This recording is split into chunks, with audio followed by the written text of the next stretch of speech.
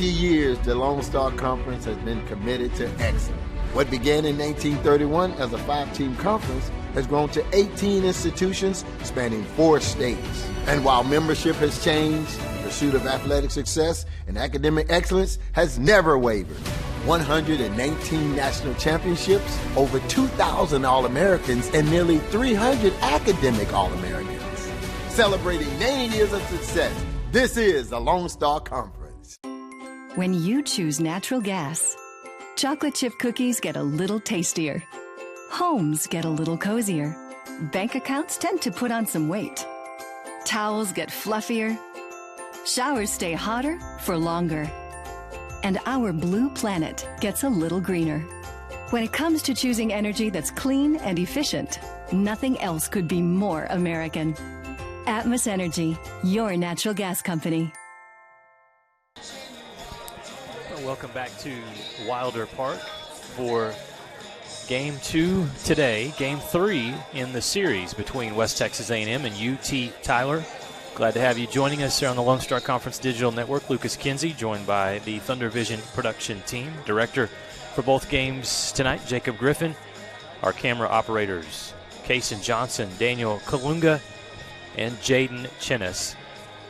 So for the Buffaloes, they win Game 1 today, Game 2 of the series again, in a shootout, if you will. 15-13, the Buffs win it. They were able to get 7 runs in the bottom of the third, 4 runs in the bottom of the sixth inning. Those were the 2 big innings for the Buffaloes. For UT Tyler, their big inning was in the top of the second when they scored 5 runs. There were 15 hits from the Patriots, 14 hits from West Texas A&M. 8 runners left on base by UT Tyler, 7 left on base by West Texas A&M. The Buffaloes in the win. The pitcher who gets the win is Chris Rodriguez, his first of the season, and also a save for the closer Reese Miller. So that's a recap of the first game. As we move to Game 2 here today, the UT Tyler Patriots will bat first, and they'll work with the lineup of center fielder number 4, Riley Lambert, leading things off. Shortstop Tanner Roach will bat second. Kyle McShaffrey will play third base and bat third. Ethan Bedgood, the designated hitter, will hit cleanup, followed by Lucas Polanco, who will play first base, played catcher in the first game. He'll move over to first base. Batting sixth will be Tommy Van de Sanden, who had an outstanding first game for the Patriots. Jordan Gokenauer will bat seventh and play center field. Batting eighth and catching will be number 7, Cade Watson. And batting ninth will be number 5, Carson Cox. He also had a great game, hit a grand slam for the Patriots. Looking at some of the other Patriots hitters, in Game 1, Van de Sanden connected on 3 hits, 3 for 4 at the plate with an RBI. 2 for 3 for Kyle McShaffrey. 3 for 5 for Riley Lambert, who had an RBI.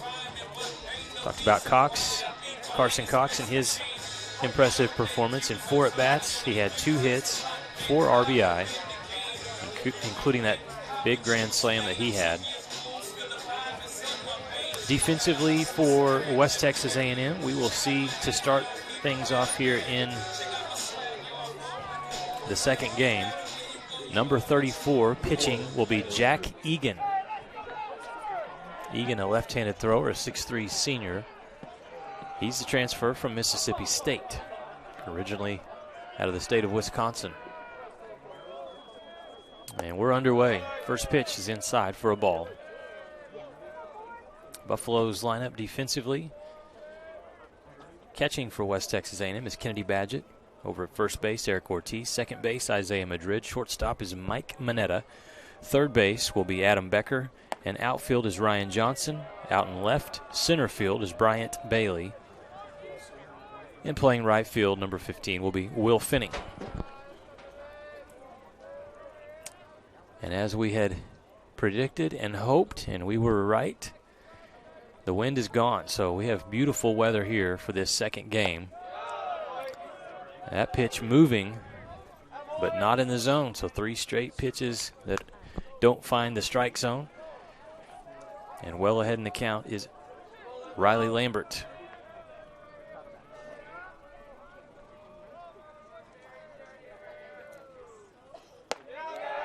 Missed again with the fastball up high, so a good start for the Patriots as Riley Lambert walks down to first.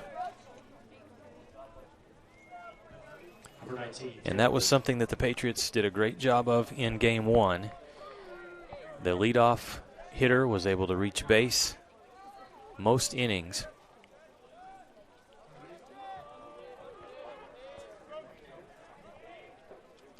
And now up for UT Tyler will be the shortstop, number 19, Tanner Roach. There's a pitch in for a strike.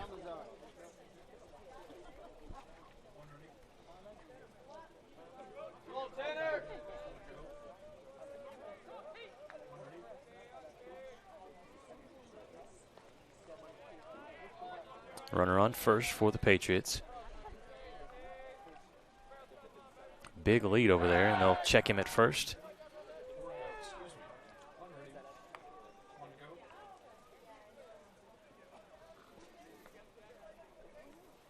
Again, Jack Egan, a senior, comes over from Mississippi State, saw action in 18 games last year, 1 start for the Bulldogs. And that's another good pitch. He's ahead in the count. No balls, 2 strikes.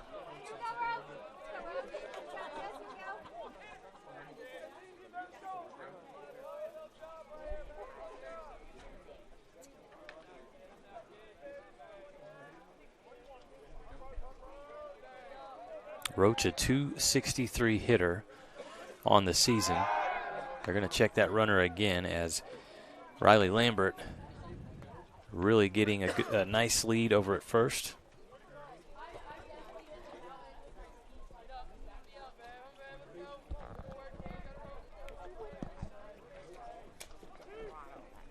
Buffaloes with an impressive 15 wins and 1 loss record. Yeah, only loss coming last night to these Patriots, 11-7 in that game.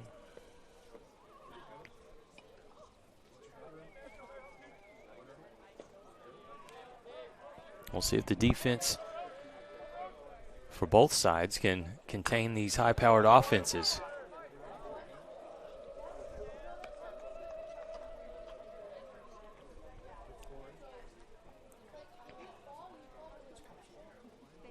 Some good pitching so far for Egan. On the season, 3 wins, no losses for Jack Egan. Has allowed just 7 hits, only 1 earned run, as his ERA is an impressive 0.75. There's another strike, and a strikeout for Jack Egan as he gets the batter looking. Great pitch from Egan. There's another look at that strikeout. Movement on the pitch, and it moved right back into the zone.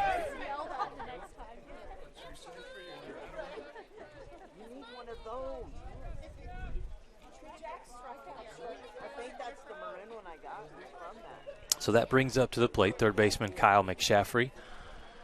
1 away here in the top of the first. Pitch moves again, and McShaffrey's able to foul it off.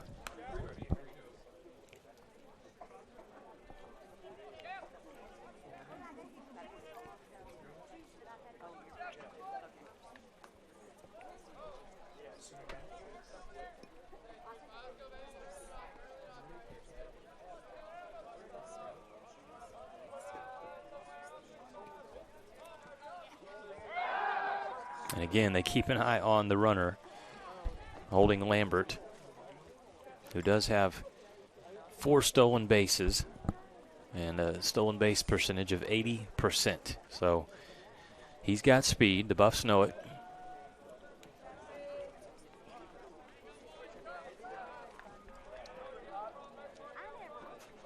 The delivery, and he's running. Throw to second, high, and gets past the shortstop, Mineta, but Second base backs him up. Runner does get the stolen base, moves over to second. The good news for WT, Egan ahead in the count at 0-2. But for Riley Lambert, he now has 6 stolen bases this year. See him, he got a good jump. And again, the throw is just a little high.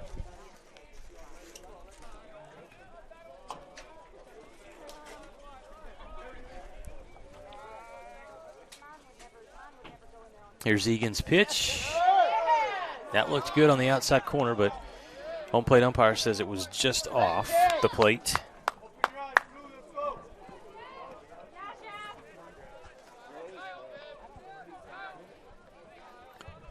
So it runs the count to 1-2. Egan was looking for another strikeout.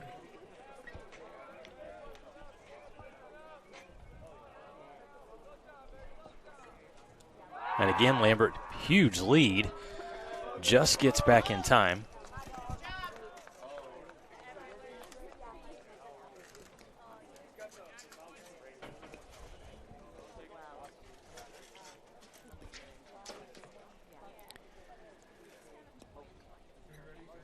And now Egan will step off and reset with 1 ball, 2 strikes. There's 1 out here in the top of the first inning, no score, with Kyle McShaffrey in the box for the Patriots.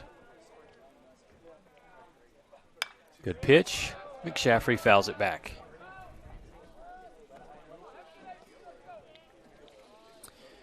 Kyle McShaffrey, a .353 hitter on the season. 12 hits, 13 RBI, has walked 6 times, only struck out twice this season.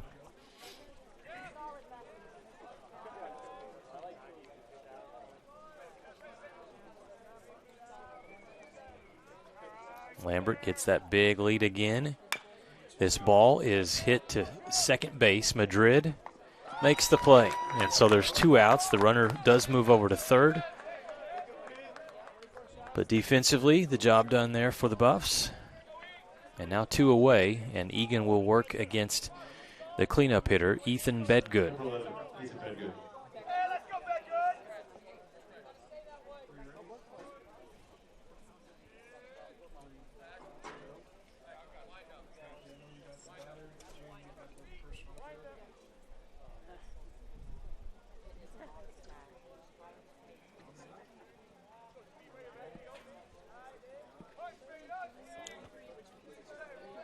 Bedgood, .394 hitter with 13 hits on the season. He's going to watch that pitch again. A lot of movement from Egan's pitches. And he's had good control to this point here in the first inning. Runners in scoring position down on third base. Egan's pitch is hit over the shortstop's head. Mike Mineta gave it a great effort, jumping as high as he possibly could, but the ball still goes over his glove. It's going to score a run, an RBI single for the Patriots, Ethan Bedgood. Number 18, Lucas Blanco. Here's the replay on that one. Oh, he almost had it. Great effort defensively, but an even better hit there for UT Tyler. So it's a 2-out RBI single, 1-0 Patriots lead, and Lucas Polanco up to bat for UT Tyler. Ball hit a sky ball. The shortstop going out, now going to be called off, and center fielder Bryant Bailey will come up to make the catch for the 3rd out. The Patriots score 1 run off of 1 hit. Buffs defense, no errors. There's Bailey. Made the great catch for the Buffaloes. We head to the bottom of the first. UT Tyler leads 1-0 over West Texas A&M, and we're back with more baseball right after this. We're there to serve, make sure we're creating a fair atmosphere for both teams, upholding the integrity of the game. I chose to be an official. It's the best decision I've made. In life, things aren't scripted. Games aren't pre-scripted. You know, I got into officiating because my father was an official.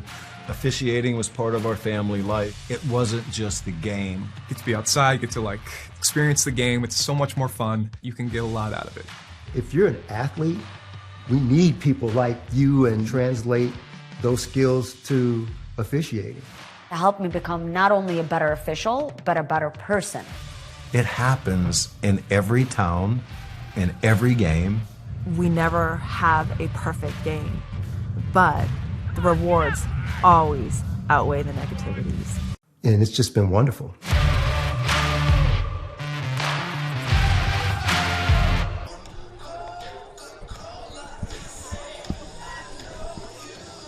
West Texas A&M trailing 1-0 to UT Tyler after the Patriots score the one run in the top of the first off of one hit.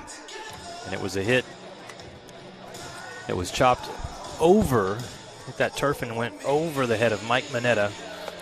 A good base hit for UT Tyler. Thanks to Ethan Bedgood. He scored Riley Lambert.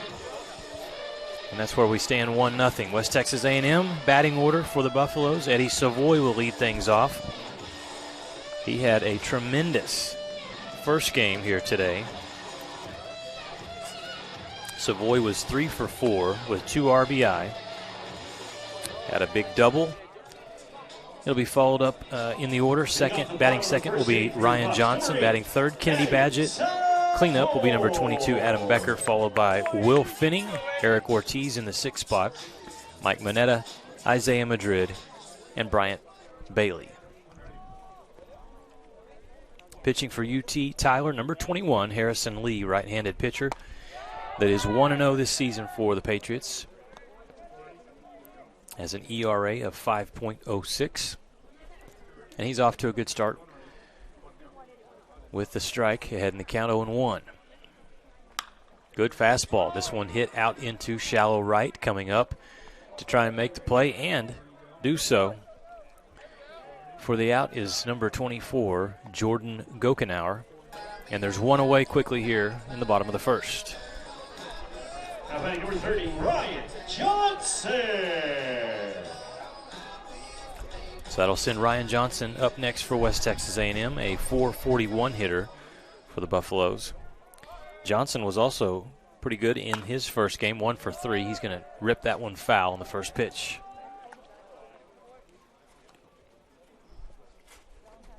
Look at Johnson in game 1.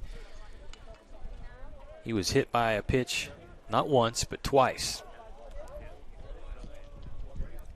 So he's looking to get some good pitches and hopefully make contact here. And he nearly gets hit by a third pitcher, but it just sails inside. And the count evens at 1-1. That's a good pitch from Lee, an even better hit from Ryan Johnson. Out into left center field for a single, the base hit for the Buffaloes, and they have a runner on with one out.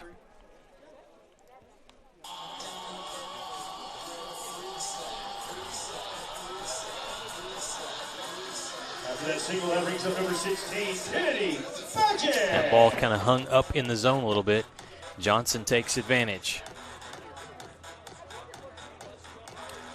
I'm going to say congratulations to the West Texas A&M Lady Buffs basketball team. They win tonight in the semifinals down in Frisco, the Lone Star Conference Tournament Championship. They advance on to tomorrow's finals with a 63-58 win against Lubbock Christian. So again, the WT men who won earlier today, they'll play tomorrow for the championship, and so will the ladies. We'll try to get some score updates for the last game being played, which features UT Tyler women against Texas A&M Commerce. Here's a pitch that's hit back up the middle, going to be playable. Kennedy Badgett, look at that flip behind the back. Impressive play there by Tanner Roach to get the lead runner out on second base.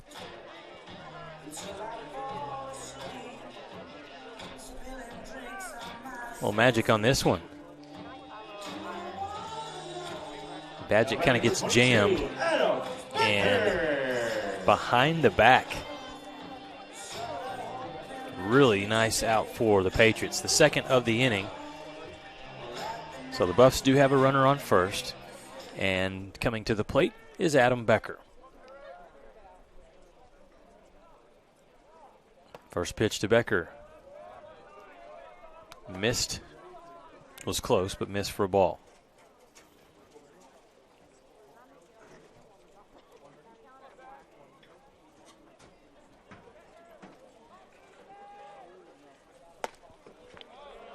Second pitch, again, missed for a ball. So Becker is ahead now at 2 balls and no strikes. The runner on first is Kennedy Badgett. The Patriots do have 2 outs. That pitch is fouled off.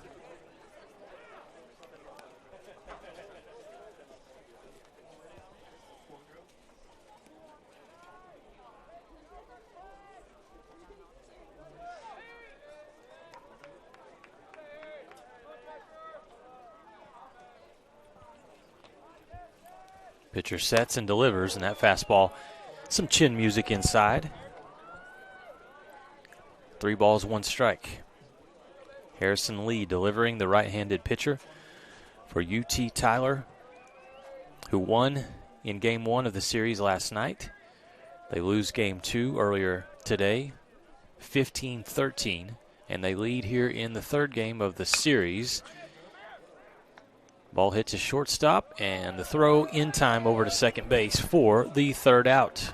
Nicely done there. A couple of nice plays in the inning defensively by Tanner Roach, the shortstop for UT Tyler. We'll head to the top of the second inning. The Buffs, no runs off of 1 hit, no errors committed by UT Tyler. You're watching the Buffs and the Patriots here from Wilder Park, and we're back with more baseball right after this.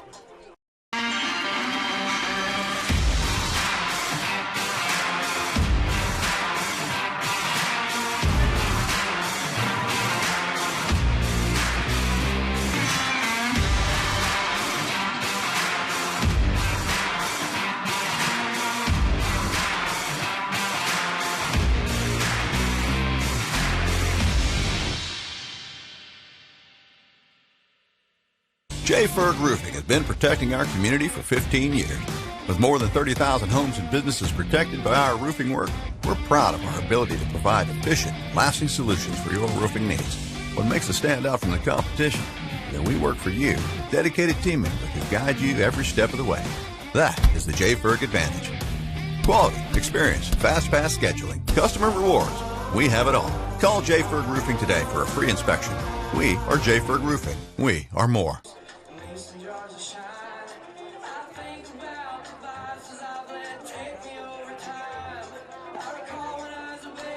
The Patriots of UT Tyler lead 1-0 over West Texas A&M Buffs. Got some runners on in their first at-bat, but were unable to produce runs. So we will see up to bat first for UT Tyler, number 34, player that has been really good today, Tommy Van de Sanden. Tommy Van de Sanden.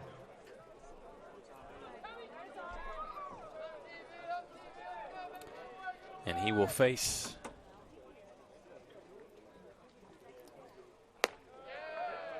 the Buffs' outstanding pitcher, Jack Egan, whose first pitch misses out of the zone for ball 1.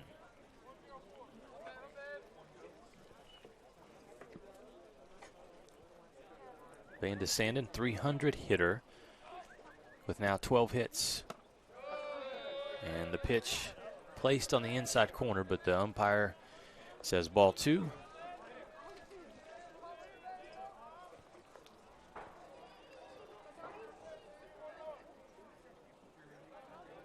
Again, Egan, an impressive start in 2022. 3 wins, no losses, 13 innings pitched, and an ERA of 1.38. He thought he had one there, missed again. 3 balls, no strikes. I'm going to take a pause to tie the left shoe there and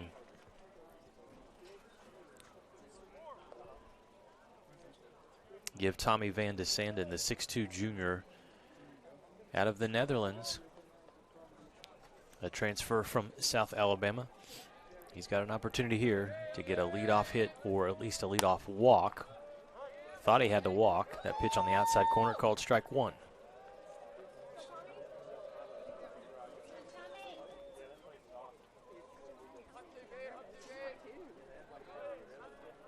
Again, that wind has died, and the weather perfect for baseball right now.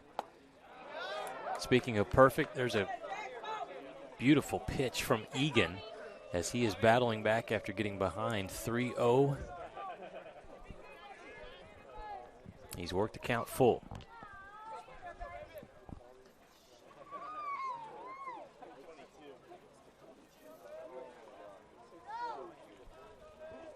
Pitch to Van de Sanden, blows it past him.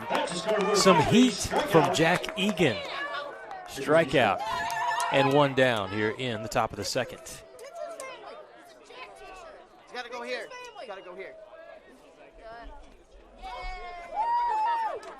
So a lot of off-speed pitches, and then Egan comes back with this, a heater upstairs.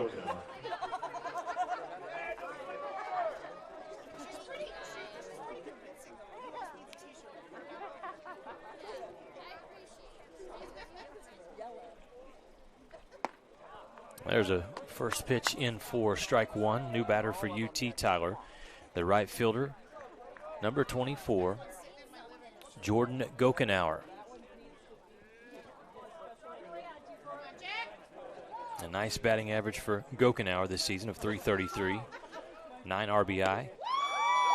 Another good pitch from Egan, who is getting into a rhythm now.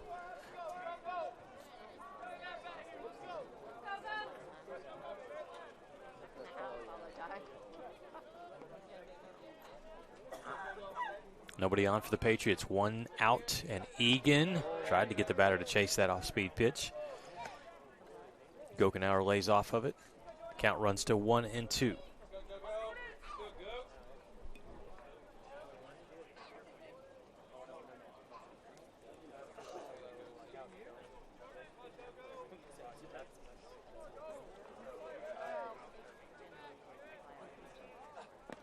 Another outside pitch moving out of the zone. So now we're even at 2-2.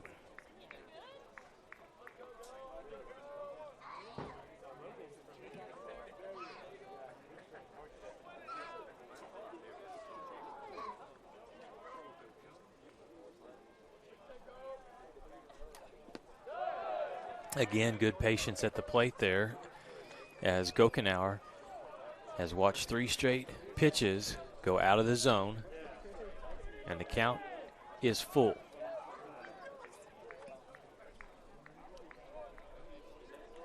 So interesting to see what Egan will come back with now. Here's the pitch. It was an off-speed pitch, and that one's going to be a single, loop single out into left field. And for Gokenauer, really nice job at the plate for the Patriots. After falling behind in the count, battled back, stayed back on that off-speed pitch. And this is exactly how you do it offensively.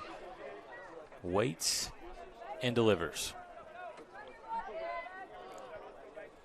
So now the Patriots with a runner on, 1 out. And next up, first plate appearance today for new catcher in this one, number 7, Cade Watson. He's a 6-foot senior from Nacogdoches, transfer from Tyler Junior College. 1 stolen base for Gokenauer on the season. And the pitch fouled back.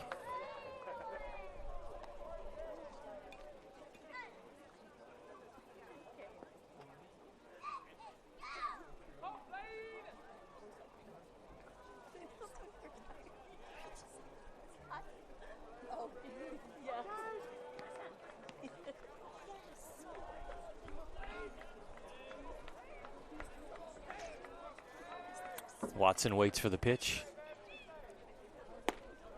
And it's in for strike 2. He's filling it up.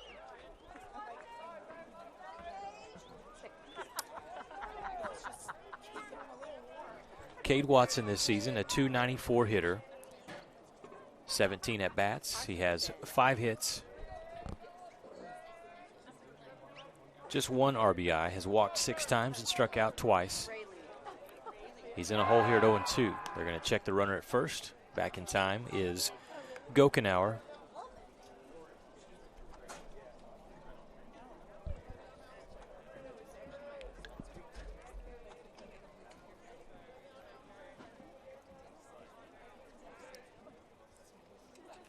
Fastball, foul back, out of play.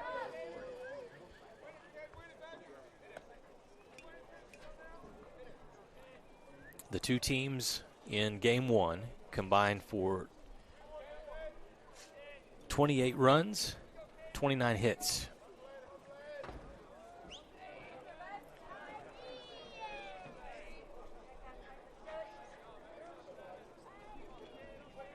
.0-2 delivery, and it is belted out into the gap between left and center field. This is going to score at least, it's going to score 1 run, and it's a double. An RBI double. They score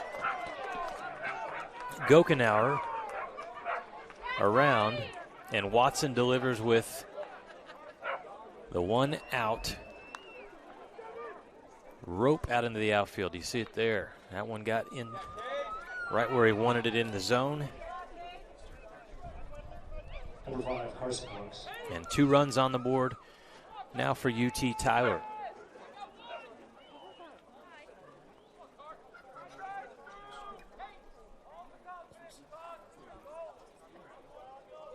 Two hits already in this inning. And next up, the left fielder, number 5, Carson Cox. He'll take a big swing on the first pitch, and it's fouled for strike 1.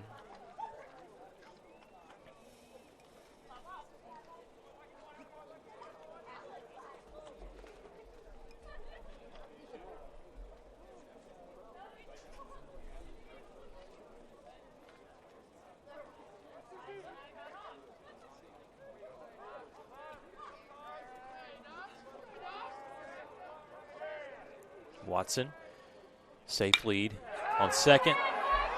Base hit again. Similar play as the last one. Cox racing around second, thought about trying to go for 3. Instead, he'll go back to second, but the damage is done. Another RBI double for this time Carson Cox. He knocks in his teammate Watson. And again, that ball in the zone, and UT Tyler, the bats continue to be hot. Hitting has not been the issue whatsoever for this Patriots team throughout the weekend.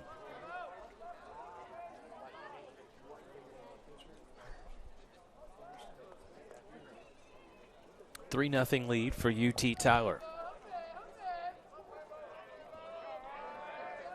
And now Jack Egan's got to work. The Buffs have just 1 out.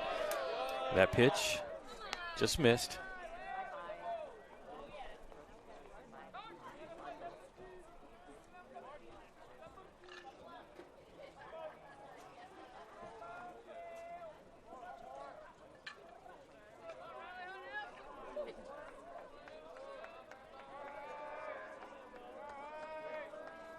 Egan checks the runner, and back to second base goes Carson Cox.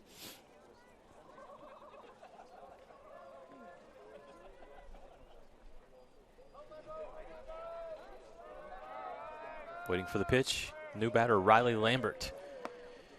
And that one moves just to the outside part of the plate for strike 1. Lambert hitting .395.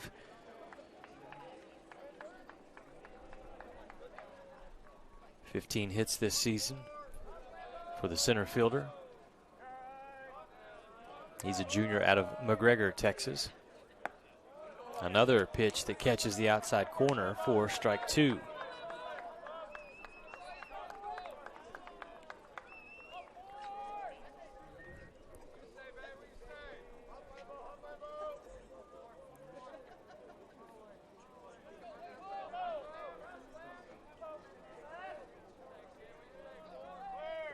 There's Jack Egan. He'll throw this one. Didn't quite get the movement that he wanted. It falls inside for ball 2. Evens the count at 2-2. In this inning, the Patriots 2 runs off of 3 hits.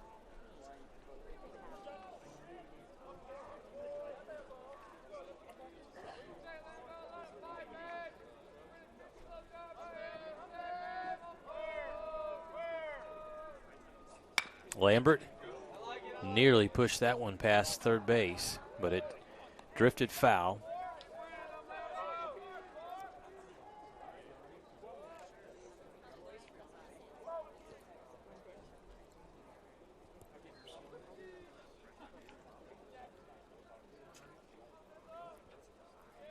So now Egan will come set, see if he can get the batter out. Pitch misses up high. And again, the count runs full, 3-2. Pitch count for Egan already at 36.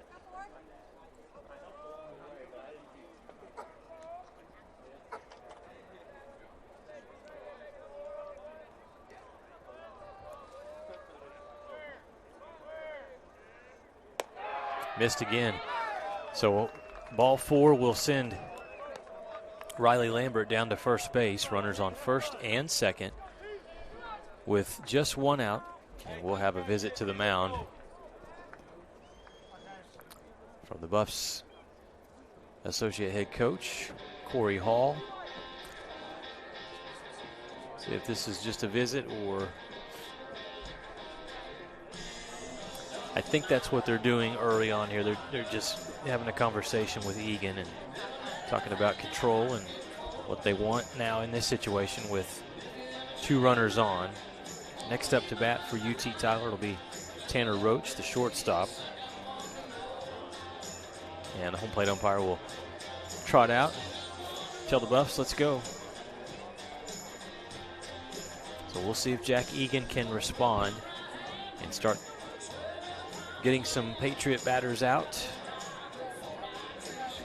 Right now on base, standing on second, Carson Cox. Standing on first base, Riley Lambert. We are in the top of the second inning, and UT Tyler has put, for the game, 3 runs on the board, 4 total hits.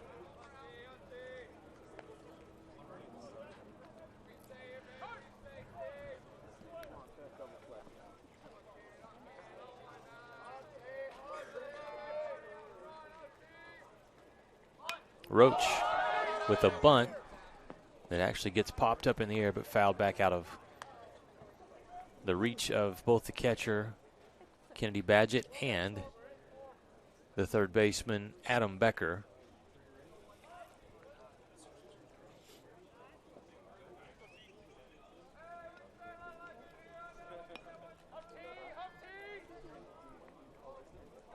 One at bat already for Roach. And it was a strikeout. Looking back in the first inning.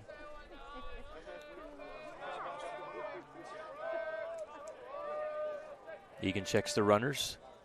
Throws his pitch outside, and the count evens at 1-1.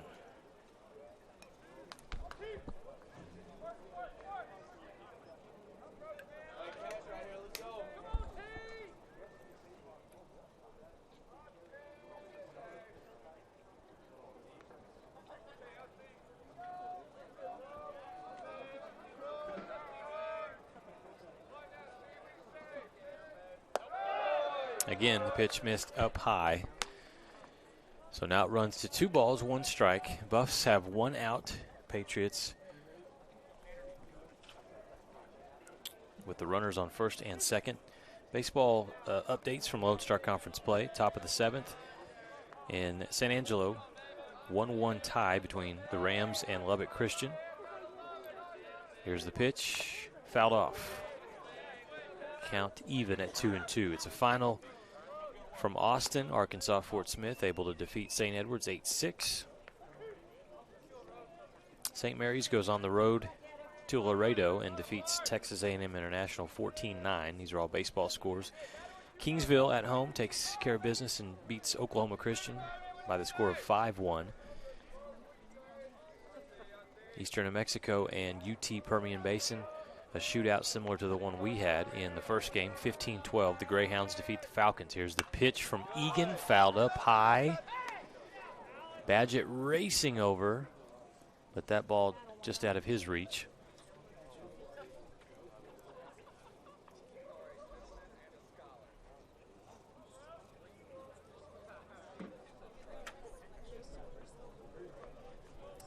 Badgett gave chase, and that ball popped right in front of the Patriots dugout.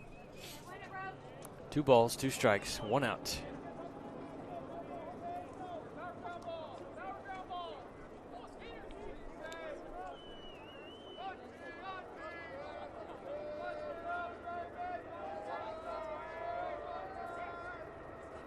Roach hits that one to shortstop and try to get the out at third, and the umpire says they did.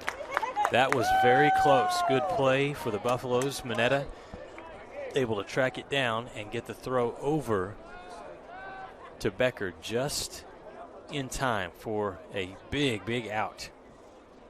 If that one's not able to be made, if that play's not able to be made, the bases are loaded. Here's a look at it again. Number 35, Colin McShaffrey. So now 2 outs for the Buffs. Runners on first and second. And Kyle McShaffrey back up again. His first time up, grounded out to second base. This one hit hard out into left field, and it's going to get over the left fielder's head. That is going to be an RBI, 2 RBI double, as the Patriots extend their lead now to 5-0.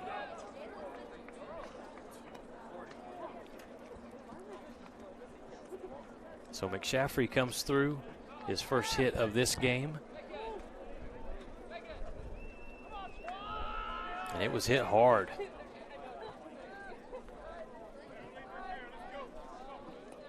Takes the bounce, goes over the fence. So he holds up at second base.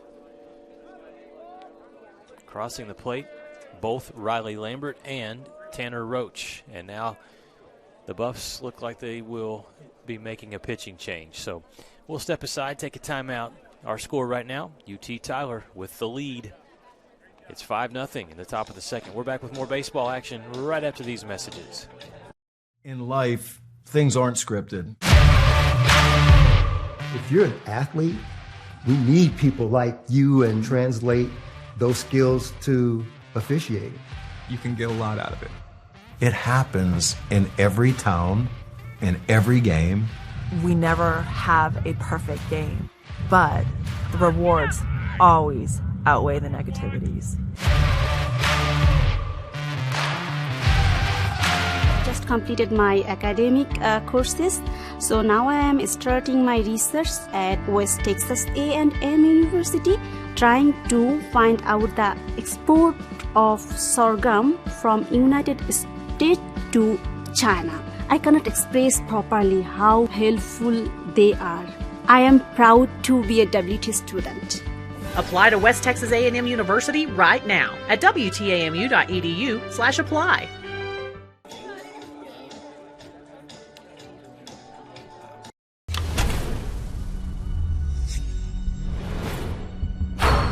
This is a walk-on athlete.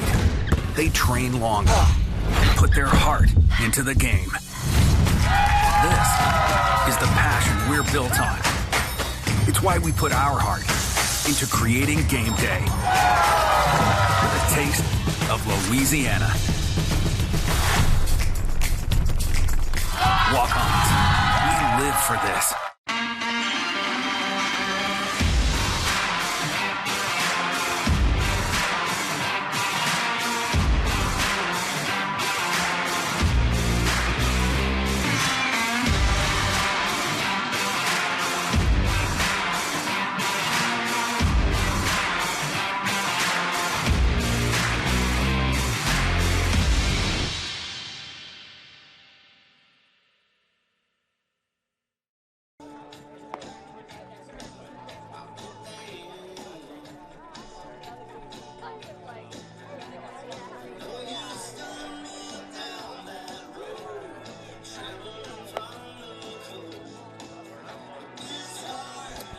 pitching change for the Buffaloes. We'll now see number 10, Justin Zamora. In relief for West Texas A&M, comes in place of Jack Egan. Tip your cap to UT Tyler for the way they have hit the ball last night in the 11-7 victory. And then even in the loss, 15 hits in the first game today. And already 5 hits and 4 runs. So let me correct myself there. They had one of the runners come back because of the ball being hit out into the outfield, bouncing over the fence. So Roach is back on third base, but maybe not for long because that ball is belted out into left field. That'll score Roach, and will also score McShaffrey around. It's a 2 RBI double for Ethan Bedgood. So now add those 2 runs, and it's 6-0 UT Tyler. It's a rude welcoming to Zamora out of the bullpen. And for the Patriots now in the game, 6 runs, 6 hits. A batting average of .545, with 6 for 11 being the team hitting summary. They're also 3 for 4 with 2 outs, which is what they have right now. The Buffs need just 1 more to get out of this inning. Zamora delivers, and that pitch a swing and a miss for Lucas Polanco.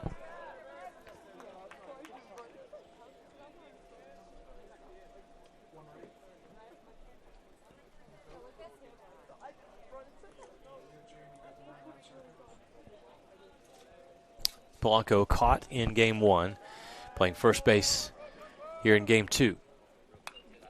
Fouls the pitch back, was close. He's a 6'2" senior from Fort Worth. High school ball over at Richland High School. Then spent some time at Cisco Community College before transferring to UT Tyler.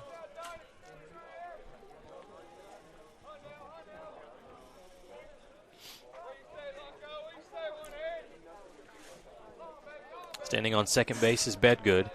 He just knocked in 2 runs. Fastball hit hard in between third and short. They're going to send the runner home. Sliding in safely. An RBI single. Ethan Bedgood able to cross home plate. Lucas Polanco with the single. And the hitting parade continues here for UT Tyler. 7-0 Patriots. Sitting back on that off-speed pitch. Some solid hitting on display here tonight from the visitors at the University of Texas at Tyler.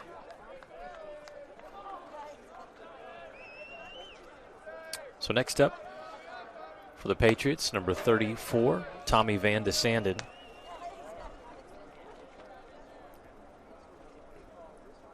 Strikeout back in the second inning. He watches the first pitch from Zamora. Out of the zone for ball 1.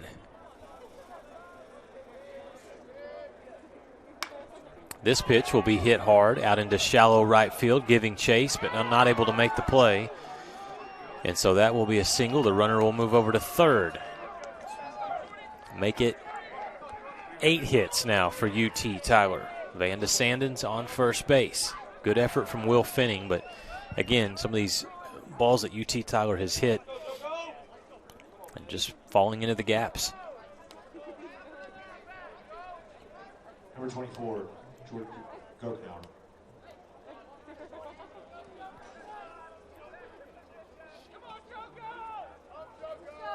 So Polanco moves over to third. Van de Sanden stands on first And our batter now, Jordan Gokenauer, the right fielder. He's 1 for 1 in game 2 with a single in the second inning.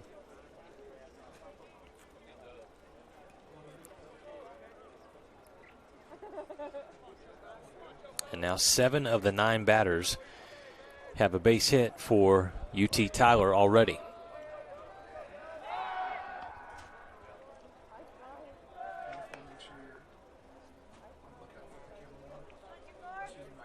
Opportunity here for UT Tyler to maybe move that runner from first to second. Zamora trying to keep him over there. Got to throw strikes, though. And he does. Throws it right past Gokenauer. And evens the count at 1-1.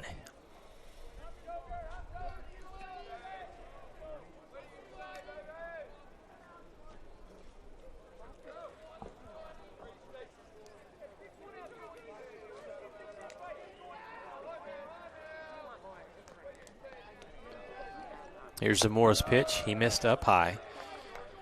Count runs to 2 balls, 1 strike.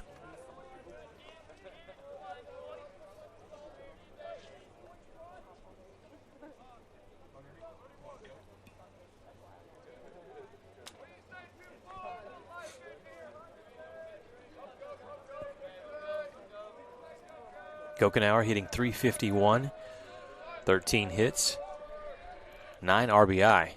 Big swing, he missed it. Buffs will throw down to second and try to get the runner out. Unable to do so. The strike does even the count at 2-2. And boy, does Badgett have an arm on him from behind the plate. Even though they didn't get the runner there. That ball quickly gets from catcher to second base. Big pitch coming here for Justin Zamora. Low. Ball 3.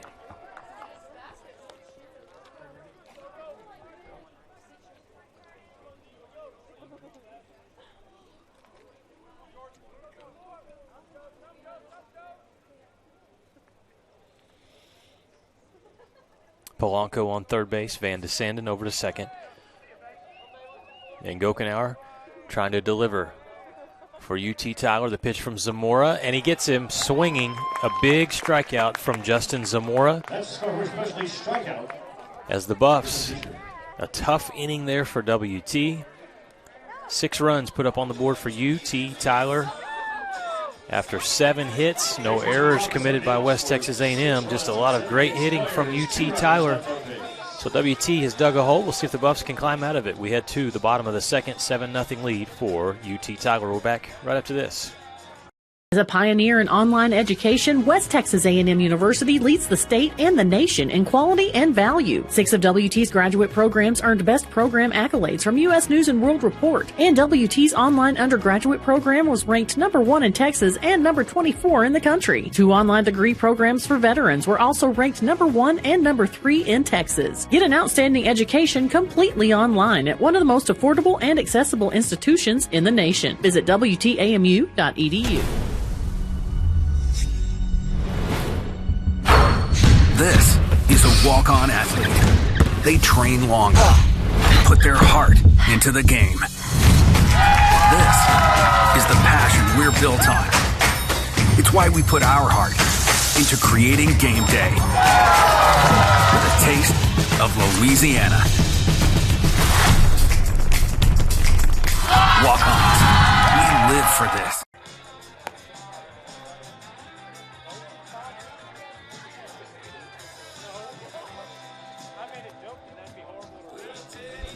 UT Tyler scores 1 run in the first inning. They followed up with an explosion, 6 runs in the top of the second.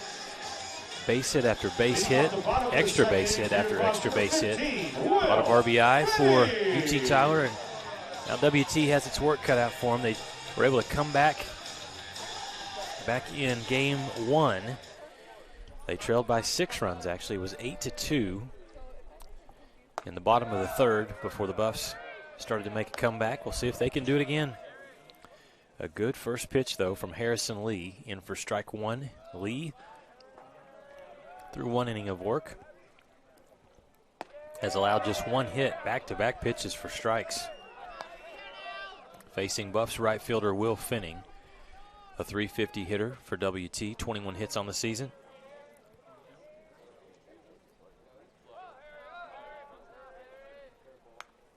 And Lee able to get Finning to chase that ball a little high, and he fouls it back.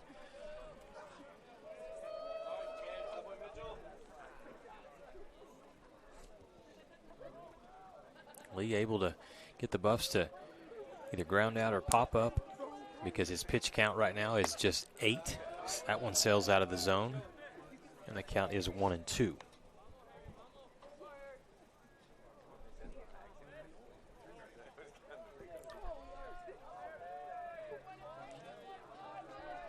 Harrison Lee, a sophomore from Austin, transfer from Stephen F. Austin, and that's a good hit for Will Finning.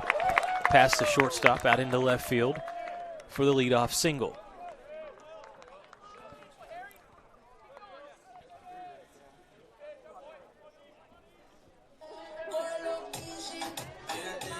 That leadoff single brings up number 25. A reminder that tomorrow, a lot of baseball and softball action coming your way. Here's a replay and look at that last hit from Finning. One game tomorrow here from Wilder Park. Buffs and UT Tyler conclude the series tomorrow, 1 o'clock. And then a doubleheader out at Schaefer Park for the Lady Buffs and Texas A&M Commerce. This ball, a bomb, skied out into center field, trying to get underneath it and making the catch for the first out is Riley Lambert. So one away after Eric Ortiz swings at the first pitch and flies out. Now batting number 21, Mike. So it'll bring up for the Buffs, Mike Manetta. Back in game one here tonight, Mike Manetta had a strong performance, 2 for 4, had a double. This ball gets through, will move the runner over to third, sliding in safely, so Manetta heads down to second. Good base running by the Buffs after a hard hit out into right field. And Manetta stays hot at the plate for the Buffs. Now batting number 0, Isaiah Madrid. So next up for WT, it's Isaiah Madrid.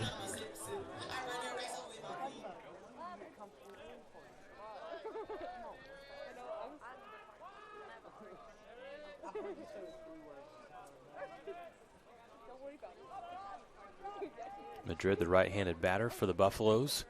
An opportunity here, just one out and runners in scoring position. Did he go around? Umpire says no. So it's a ball.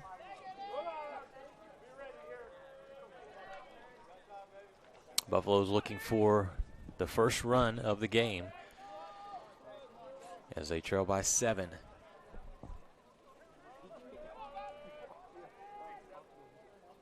Harrison Lee thought he had a strike there, but the umpire says it's low and falls for ball 2.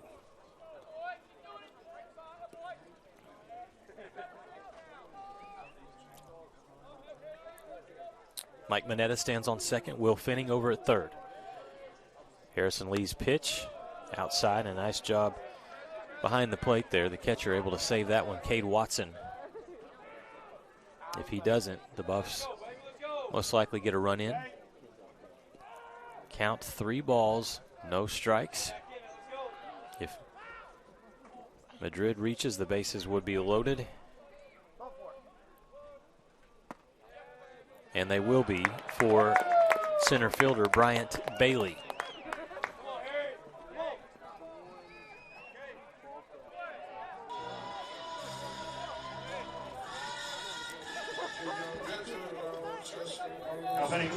So now the Patriots in a little bit of a jam defensively. Buffs with the bases loaded, and we will have a mound visit for UT Tyler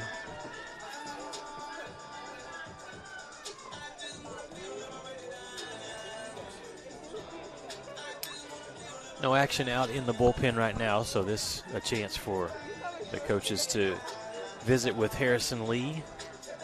Try to calm down the pitcher who has been very good to this point for the Patriots. Still has not given up a run, but the Buffs threatening here with the bases loaded and Bryant Bailey up at the plate. Bailey, a .375 hitter.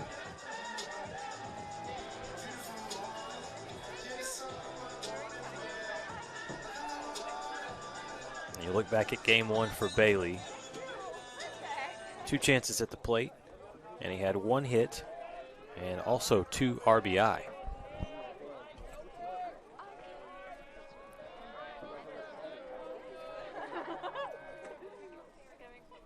Lee's first pitch, throwing smoke, but it's a little high for ball 1.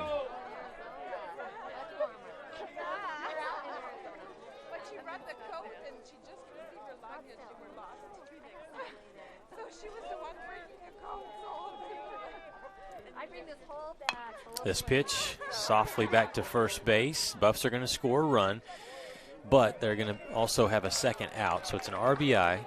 Will Finning scores, crosses home plate. Nicely played there by first baseman Lucas Polanco. So race over, grab the ball, and go step on the bag for out number 2. Buffs trail by 6 now. 7-1 is your score. And they're back to the top of the order, Eddie Savoy.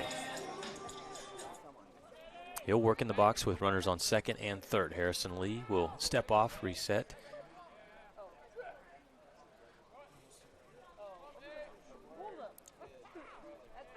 Savoy flied out, his first at bat. Out to right field, Lee's first pitch. Again, throwing hard, but misses outside for ball 1.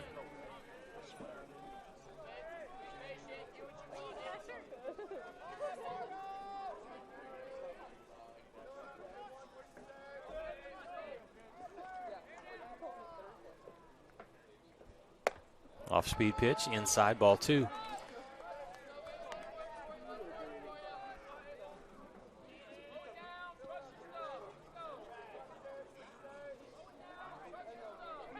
Harrison Lee just 1 walk to this point. He's had pretty good control. This pitch in 4, strike 1.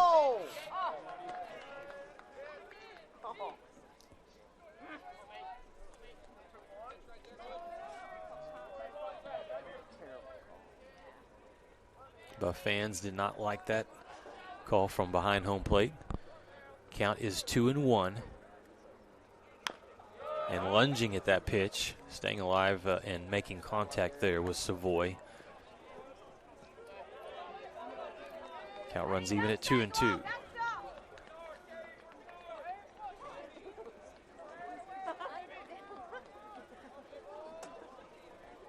Eight hits in the game here for UT Tyler. They've had 14 at bats. Buffalo's 3 for 8. Pitch hit out into right field. Is it going to drop fair? No. That would have been huge. Would have scored a couple of runs for sure. But instead, they'll come back. And Savoy will have to dig in. This is one that was close. How close? Ooh. Almost on the line.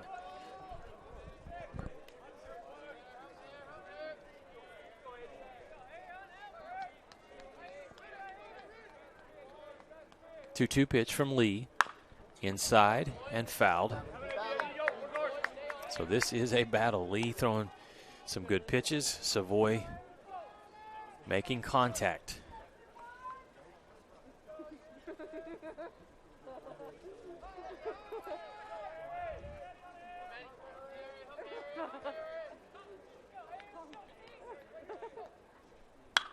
Ball hit out to right field, and it is fair this time. Savoy gets it out into right field, and he will score 2 base runners.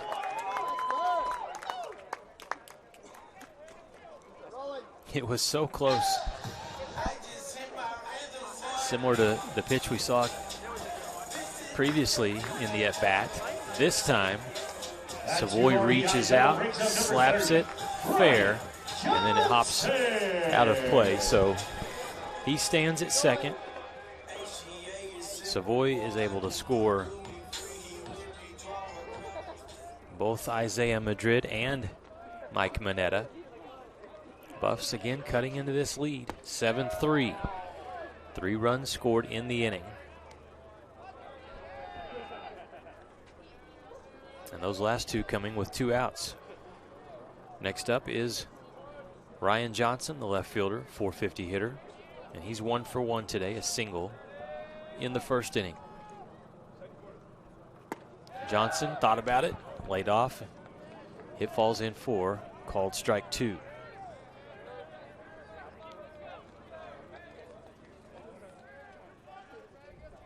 So a similar theme here from game 1. Buffs got down early in game 1, were able to come back. They get down 7-0 in this one. They've scored 3 runs. This ball will be hit, and the second baseman able to go over and make the play. The catch made by Van de Sanden. So the Patriots get out of the inning, but not before WT does some damage offensively. They score 3 runs off of 3 hits. No errors committed defensively by UT Tyler. Eddie Savoy able to knock in 2 runs for the Buffs. We head to the top of the 3rd inning. It's a 7-3 lead for UT Tyler. And we're back after this timeout. WT student athletes drink low-fat chocolate milk post-workout because it helps replenish and restore muscles quickly to their peak potential. Scientific studies suggest that the immediate benefits of low-fat chocolate milk include boosted performance, improved training, and higher recovery rates in athletes. Add low-fat chocolate milk to your post-workout routine.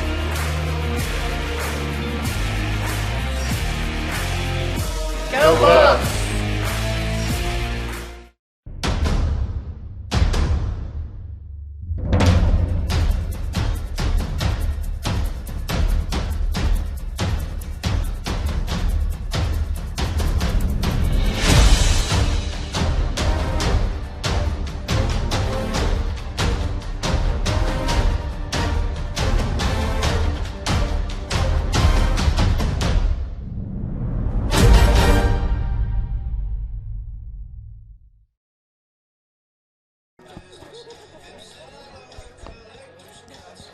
West Texas A&M able to get 3 runs in the bottom of the 2nd inning, so they cut into UT Tyler's lead. The score now 7-3. Patriots have 8 hits. As you see, some of the fans enjoying some great weather once that wind went away. For still early March, some excellent baseball weather out here at Wilder Park. We're glad you're joining us. UT Tyler, will the bats stay hot? We'll see. First up here in the top of the 3rd is the catcher, Cade Watson. He's 1 for 1 today with 1 RBI. Had a double that knocked in a run back in the 2nd inning. He'll watch the first pitch from Justin Zamora catch the outside corner for called strike 1.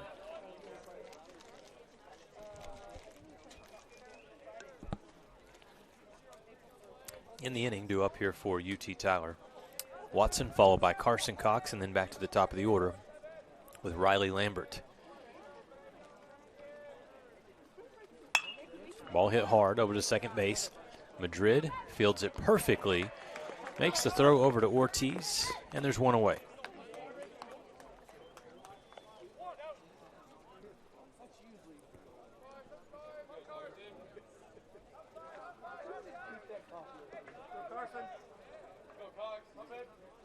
So a good start defensively for West Texas A&M. They're able to get the leadoff batter out.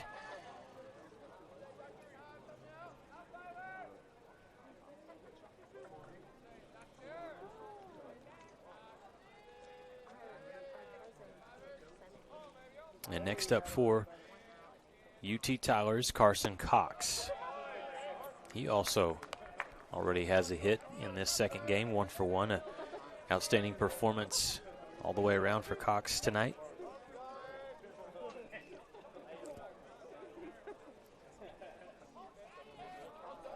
had the big grand slam for UT Tyler back in game 1 in the loss.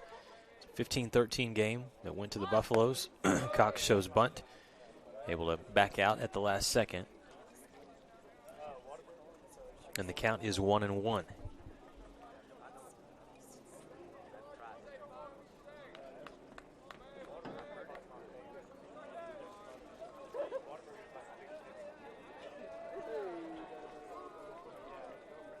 There's a delivery from Justin Zamora. Tries that outside corner. Ball gets away. And the count runs to 2-1.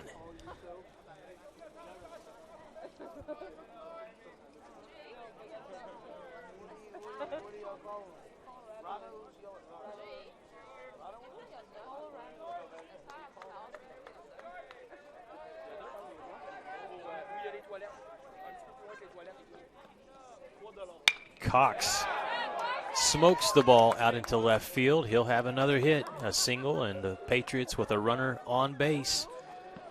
Great piece of hitting there.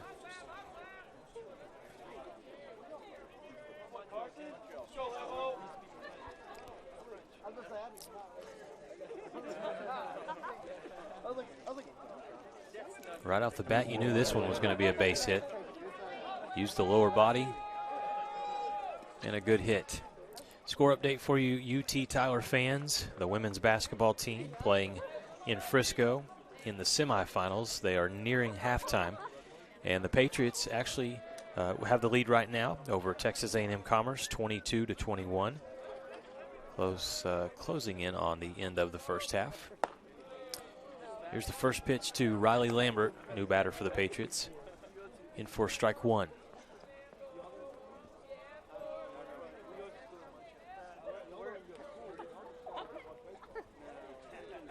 Lambert has had 2 appearances. Both have been walks.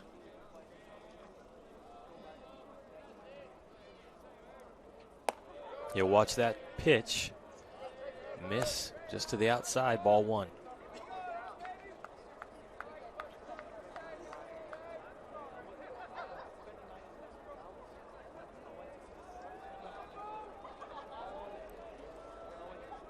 For Justin Zamora, he has thrown 20 pitches, allowed 4 hits, just 1 earned run so far. Working against Lambert.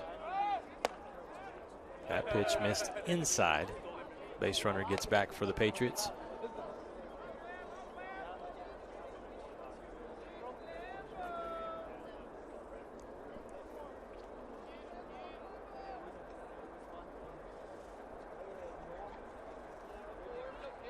Lambert's batting average on the season, .395. He has scored 11 runs, has 15 hits. Looking for a 16th. Gonna poke it back foul.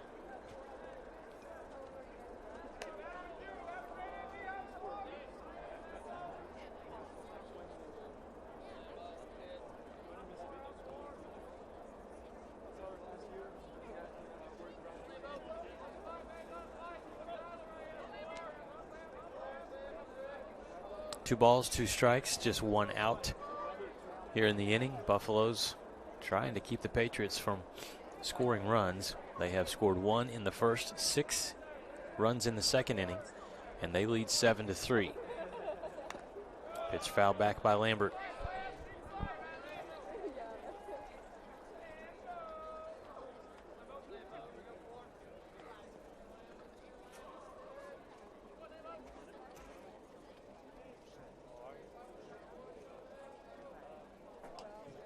There's a look at Lambert, who again in this game 2 has reached base both times up to bat by walking.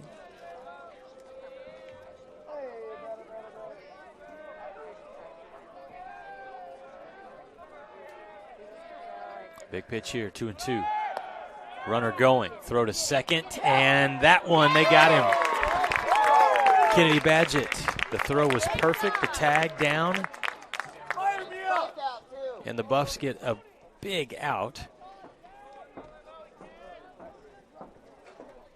As we'll look at the replay here. Trying to steal the base.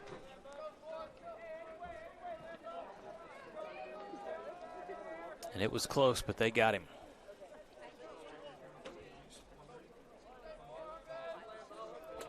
It was Carson Cox thrown out at second base. Mineta on the tag for the Buffaloes. Full count, 3-2. Zamora tried to get that ball in the outside corner. I think it was a little high, so ball 4, and for a third time tonight, Riley Lambert trots down to first base with a walk.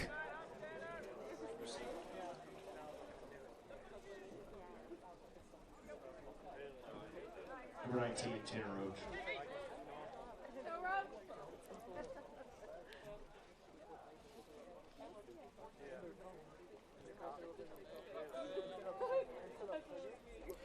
So that sends Tanner Roach to the plate, shortstop.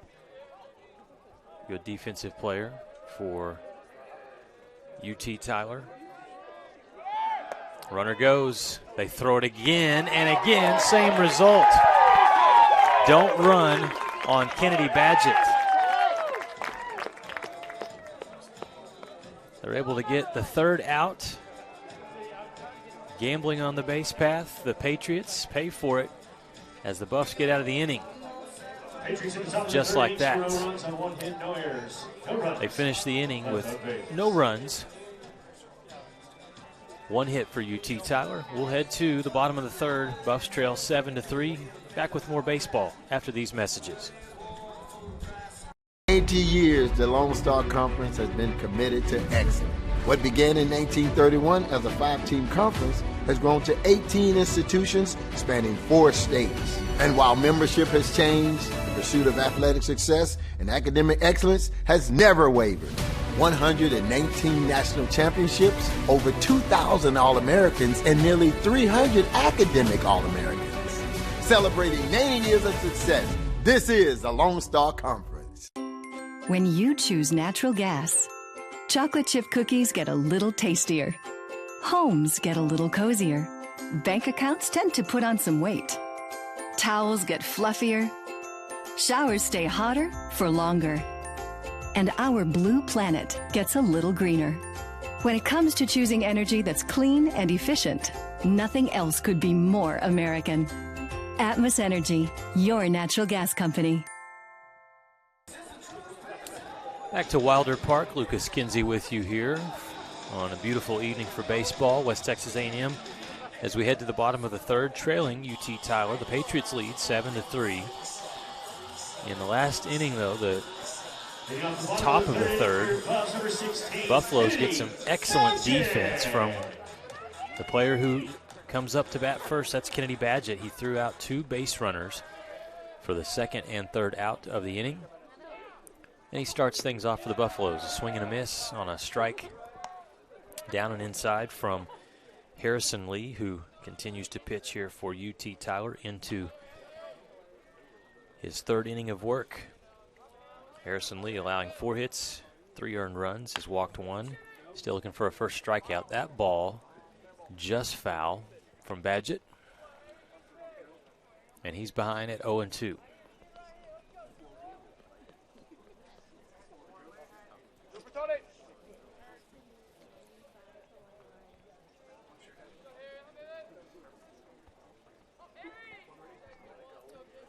Badgett 1 at bat tonight, hitless. Back in the first inning, fielder's choice. Fastball is outside for ball 1.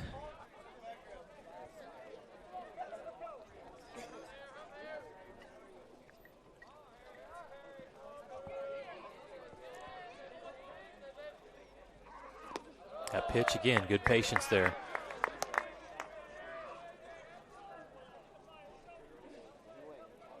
Fell low for ball 2. Love to get Badgett on. On deck is Adam Becker. And did he go around? First base umpire says he did. So that will be a strikeout for Harrison Lee, his first of the ball game. We'll look at the replay.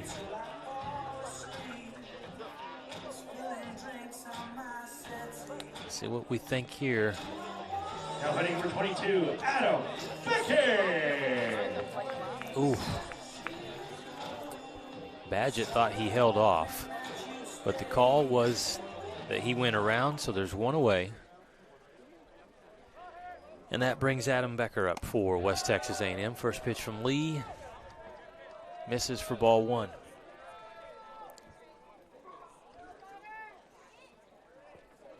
Becker, the junior from Midland, Texas, transferred this season for West Texas A&M, coming over from Houston University.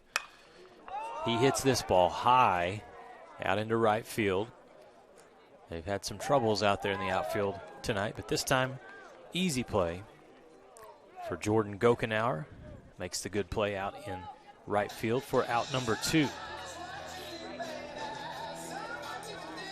So good work on the hill from the Patriots pitcher, Harrison Lee. Now batting number 15, Will Finney.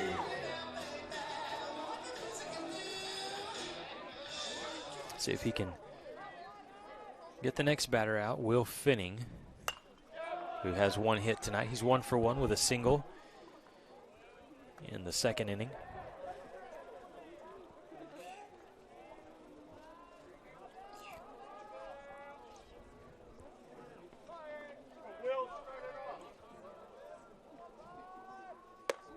Pitch misses inside.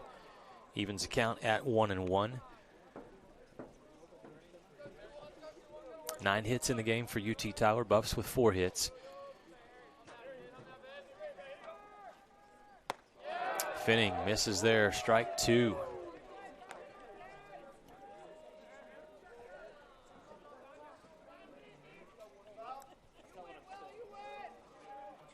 Again, doing good work is Harrison Lee. Just has only thrown 36 pitches. And he's thrown 37. He's also thrown another strikeout. And that ends the inning. The Patriots retire the Buffs. 1, 2, 3. Nobody on. No errors behind defensively for the Patriots. And the score stays 7-3 as we head to the 4th inning. More baseball coming your way after this timeout. Life, things aren't scripted. If you're an athlete, we need people like you and translate those skills to officiating. You can get a lot out of it. It happens in every town, in every game.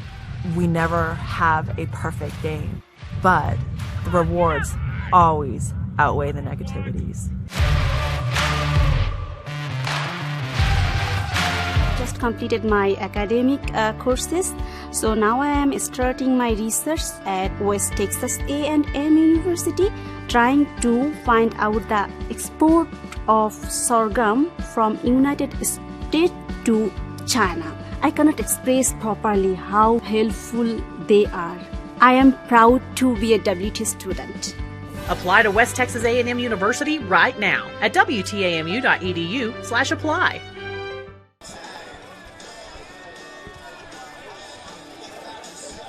UT Tyler defensively gets the job done in the bottom of the 3rd inning. They're able to get the Buffs out, really with 3 talented hitters coming up to the plate. No problem for UT Tyler and the pitcher Harrison Lee. So now the Patriots back up to bat, leading things off here in the top of the 4th will be number 19, Tanner Roach. He's 0 for 2 in this game. On the season now, a .250 hitter.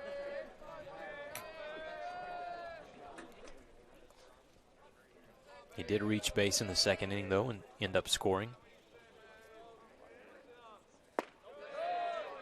First pitch misses inside and low from Justin Zamora. Zamora now pitching into his 2nd inning and on relief, coming in for the Buffs starter in this game, which was Jack Egan. Zamora has thrown 29 pitches, walked 1, struck out 1, facing 7 batters. That ball gets away from him, and so he's behind now, 2 balls, no strikes.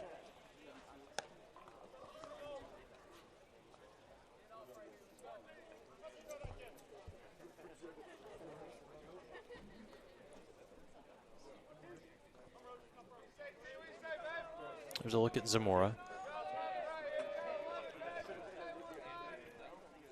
Delivers, ball hit hard to third base, handled. And Becker makes the throw, the out to the first baseman Ortiz, and the Buffs have one away. Good play right there from that man, Adam Becker.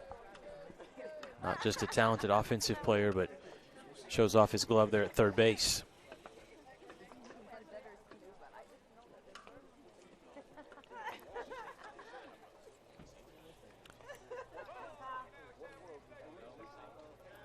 So next up it will be third baseman for the Patriots, Kyle McShaffrey. The senior from Cypress, Texas. Ground out in the first inning, an RBI double in the second inning, one of the 9 hits that the Patriots have had. They've had 4 extra base hits. Batting average of .529 so far. Good first pitch on the outside corner. Strike one for Justin Zamora.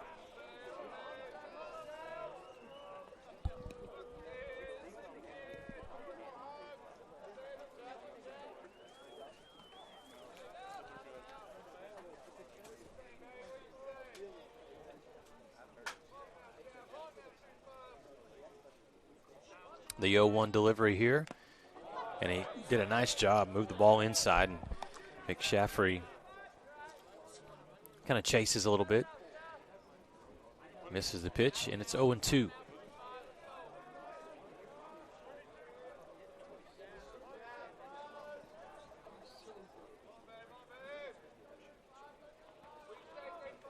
Nobody on for the Patriots. With one away, one out here in the top of the 4th inning. Buffs trailing by 4. Fastball outside.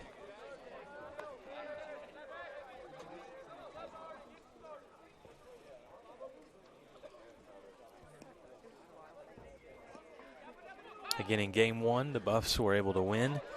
Coming behind after trailing 8-2, they win 15-13. A game where both teams were explosive offensively. This one has been really the Patriots getting out quickly to the 7-0 lead. The Buffs coming back with 3 runs in the bottom of the 2nd.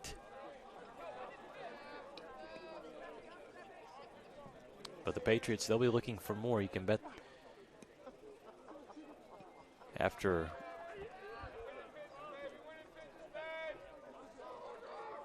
not able to score runs in the 3rd inning. They want to put some runners on. McShaffrey, that's not going to work. Zamora with a great pitch, strikeout. That's a score for especially strikeout.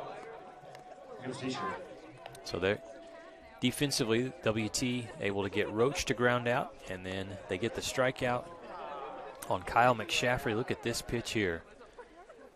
Good movement. Drops.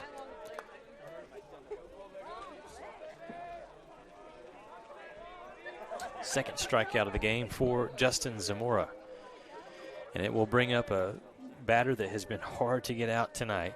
Last night and tonight, Ethan Bedgood. The 6-foot sophomore from Sherman, Texas.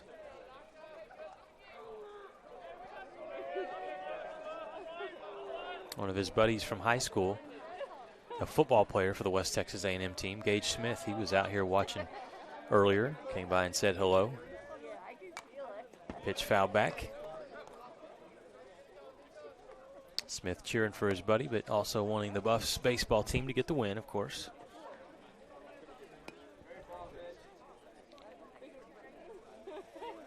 One ball, one strike here to Bedgood.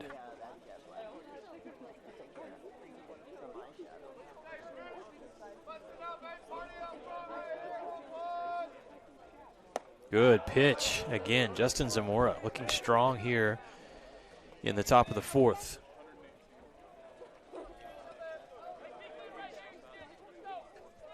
He's ahead in the count. 1 ball and 2 strikes.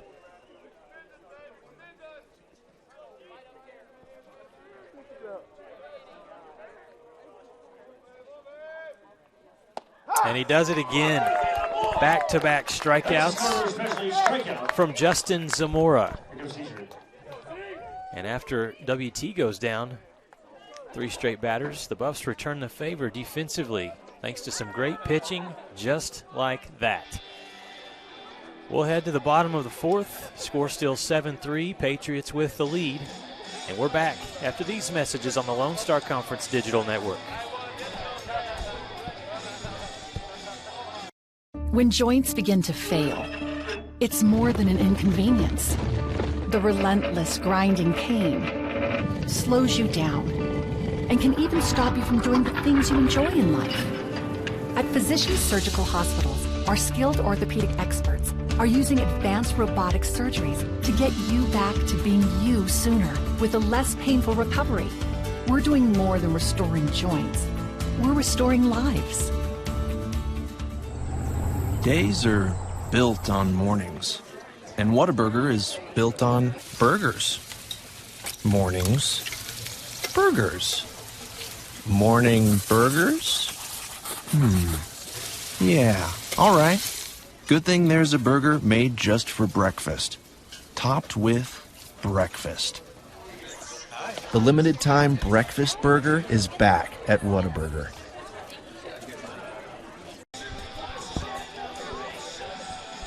Welcome back to Wilder Park here in Canyon, Texas, where UT Tyler holds a 4-run lead, 7-3. Buffs need to get the bats going as we're in the bottom of the 4th. Some great defense in the top of the 4th. A couple of strikeouts from Justin Zamora. So he does his job. Now the Buffs offense. We'll start off with Eric Ortiz, first baseman. He'll watch the first pitch low and away for ball 1. Harrison Lee, the pitcher.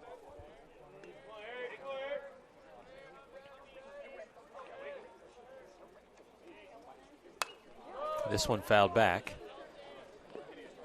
And the count evens at 1-1. Ortiz tonight just 1 plate appearance, a fly out in the 2nd inning.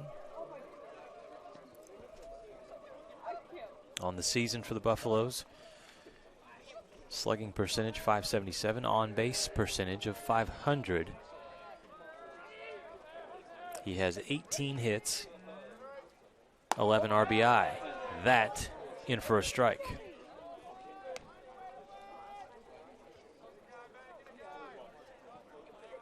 To this point, it's been a pretty good pitching performance from Harrison Lee. Starter here in the 2nd game today, game 3 of the series. And he's able to get the strikeout. So both pitchers showing off what they can do on the hill. And we'll look at this one again, Lee.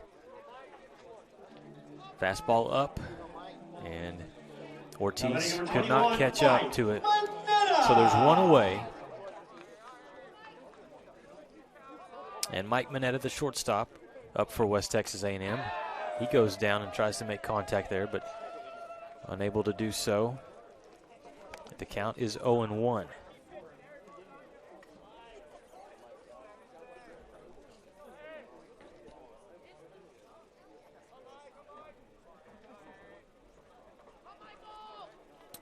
Here's Lee's pitch, outside corner. That was close.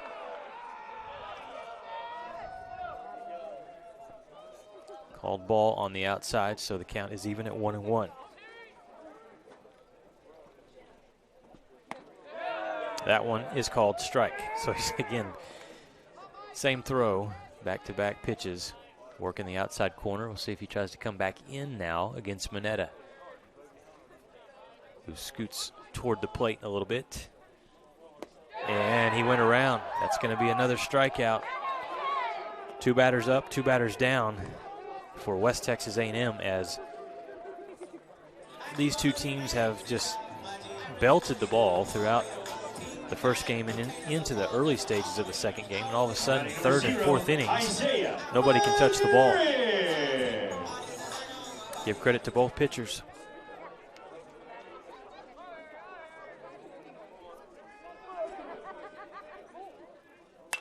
First pitch fouled off. This is Isaiah Madrid, second baseman.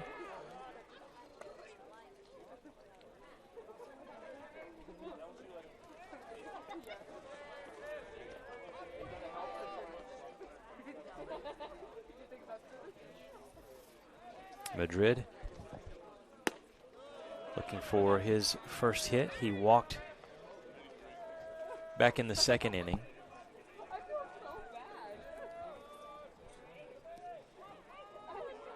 Madrid, a senior on this team, originally out of El Paso, and he gets a hold of this ball, sending it out to center field, camping under it though, and able to make the play for the third out was center fielder Riley Lambert. The Patriots show off their defensive skills, and they hold the Buffaloes. No runs, no hits, no errors defensively. And now we head to the fifth inning with the score still 7-3, UT Tyler leading over the Buffs. We're back after this. Pioneer in online education, West Texas A&M University leads the state and the nation in quality and value. 6 of WT's graduate programs earned Best Program accolades from U.S. News & World Report, and WT's online undergraduate program was ranked number 1 in Texas and number 24 in the country. 2 online degree programs for veterans were also ranked number 1 and number 3 in Texas. Get an outstanding education completely online at one of the most affordable and accessible institutions in the nation. Visit WTAMU.edu. This is a walk-on athlete. They train long and put their heart into the game. This is the passion we're built on.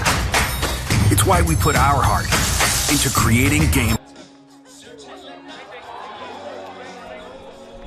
Thank you to People's Federal Credit Union for being a proud sponsor of WT Athletics. Welcome back to Wilder Park, having some fun in between innings with the fans.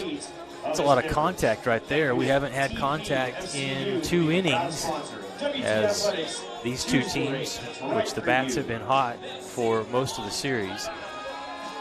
Not the case in the third and the fourth innings. Both Justin Zamora for West Texas A&M and also Harrison Lee of UT Tyler getting the job done on the mound.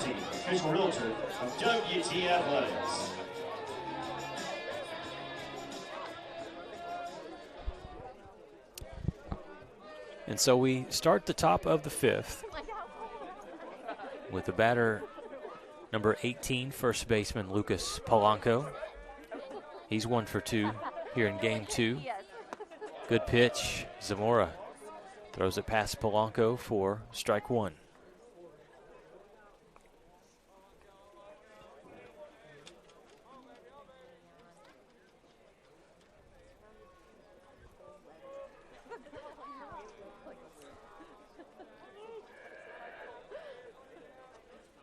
Pitch fouled off. So Zamora doing a good job getting ahead here. No balls, 2 strikes.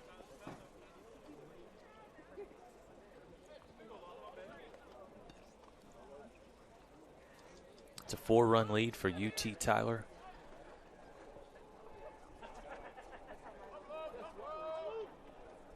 Zamora's pitch fouled off again.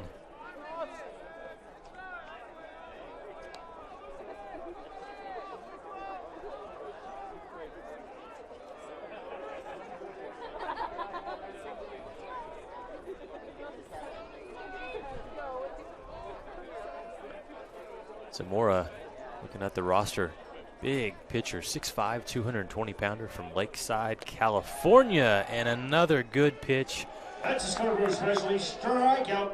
for Zamora. Give him his 4th strikeout of the game. And the movement on this pitch.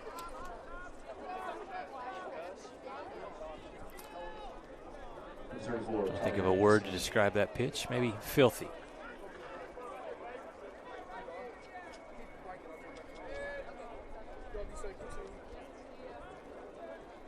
So 1 away here in the top of the 5th, and next up for UT Tyler as a fastball is up for ball 1. The batter is Tommy Van de Sanden, 6'2" junior, who has been solid tonight. both in the first game and now in the second. A single for him in the second inning, also a strikeout, so he's 1 for 2. Watches that pitch down the pipe for strike one.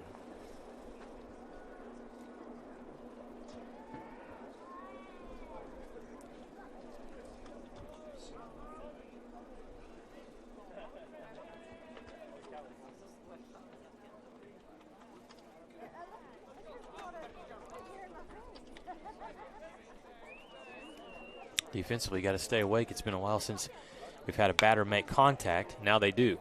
Madrid from second base makes the play. The easy throw over to Ortiz for out number 2.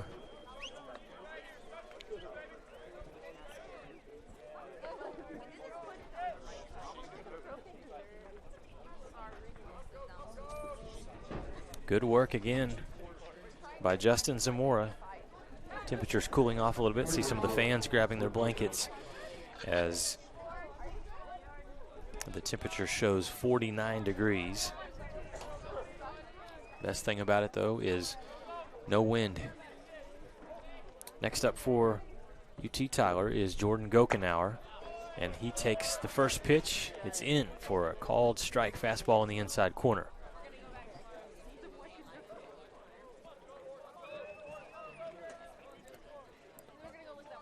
Gokenauer also 1 for 2 this evening. Single in the second, and then a strikeout. Zamora missed on that pitch.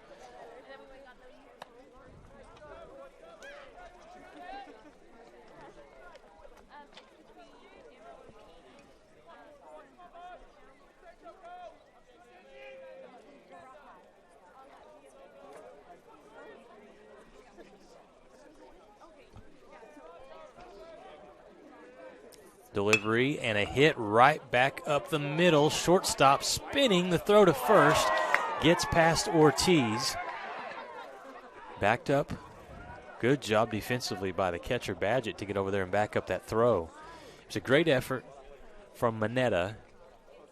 First to stop that ball from getting into the outfield, but tried to make the spinning throw to first.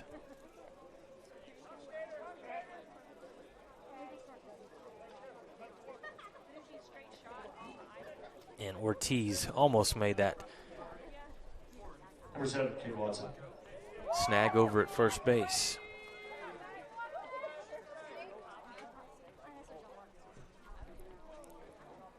See how they score that one. It will be a single for Gokenauer.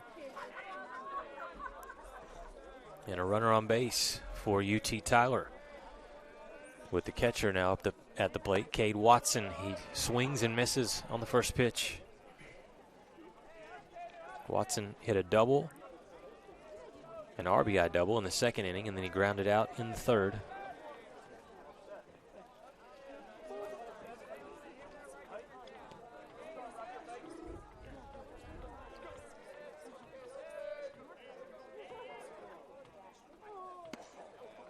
Zamora tries to get that outside corner, misses. And the count is even at 1-1.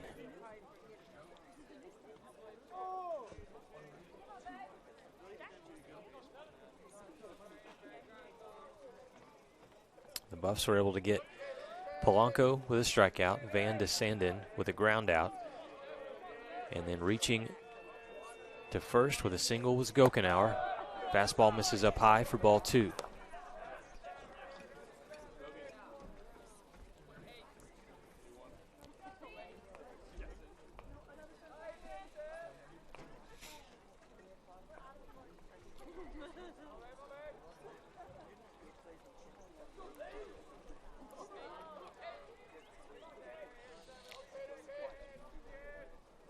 Watson got a hold of that ball over the shortstop out into left field, base hit.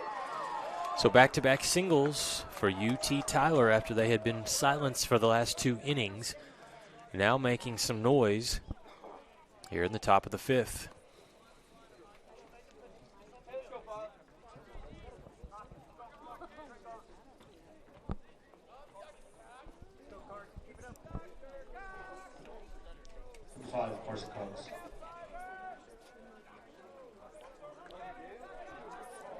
Zamora will work now from the hill with Patriot runners on first and second. Carson Cox steps up to the plate. And he is 2 for 2 here in game 2. Maybe the hottest bat on this UT Tyler team today. Going back to his grand slam in game 1, 4 RBI there. And then 2 for 2 with a RBI double back in the second inning. Another opportunity with 2 outs. Hits this one hard back to left field. That one is off the wall. Cox is going to score 1 run.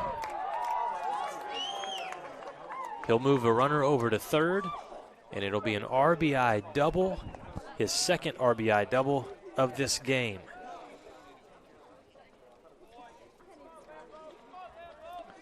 That one was nearly a 3-run home run.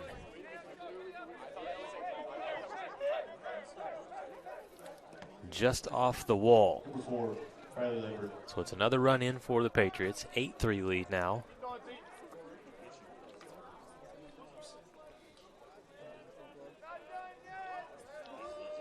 And that was the 12th hit of the game for this UT Tyler Patriots team. First pitch outside from Zamora.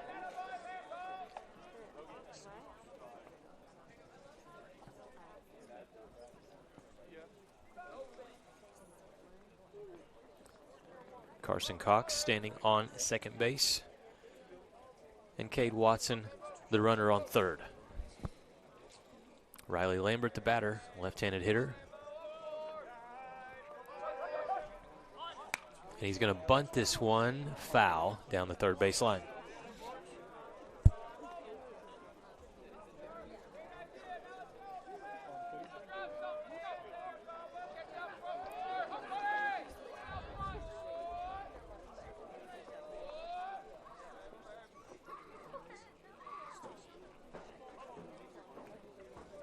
The count is even, 1 ball, 1 strike.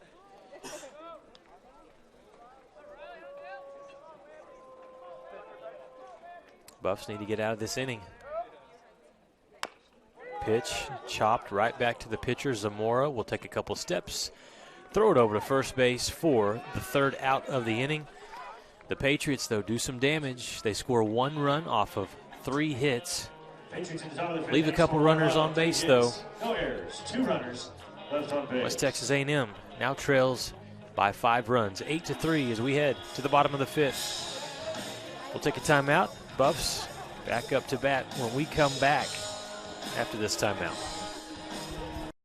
Choosing the right countertops for your kitchen can be tricky. Nowadays, there are hundreds of colors, patterns, and textures and materials that range from natural to engineered stone. Marble Depot is here for you throughout every step of the process. And yes, we do have a lot of options that might make that decision a little harder, but we're also going to ask the right questions so that you get the most out of your investment. So come by our showroom and let us help create what you've been dreaming of.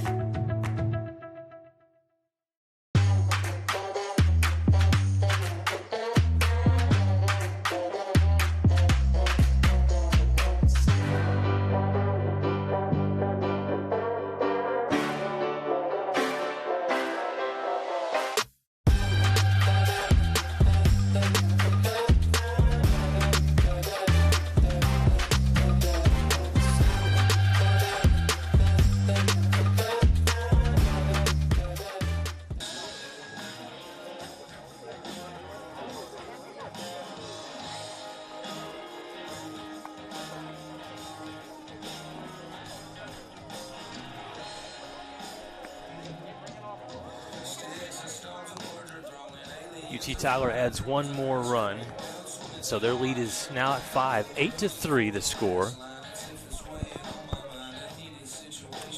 The Buffs offense, after scoring 3 runs in the bottom of the 2nd, they've gone back-to-back innings scoreless. See if they can change that, as WT will send Bryant Bailey up to the plate first. Hitting off the bottom of the fifth inning for your Buffs, number 44. On deck will be Eddie Savoy. And in the hole, Ryan Johnson. Bailey still looking for his first hit here in game 2. And throwing a really strong game on the mound for the Patriots, Harrison Lee. Goes back to work, first pitch in for a strike. 4 strikeouts for Harrison Lee. He's allowed 4 hits, 3 earned runs. Has only walked 1 batter. Big stat there for UT Tyler. Pitch count, just 50.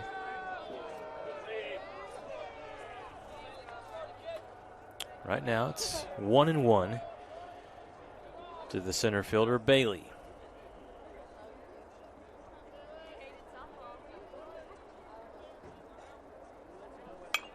That pitch fouled off. Count runs to 1-2.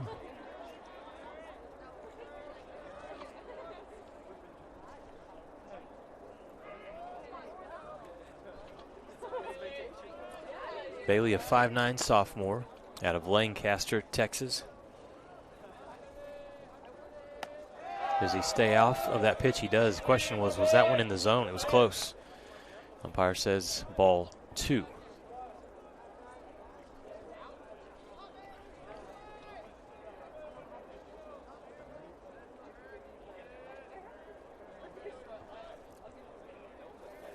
Here's the pitch from Harrison Lee. And it was just fouled. So the count will stay at 2-2. Bailey just barely stays alive.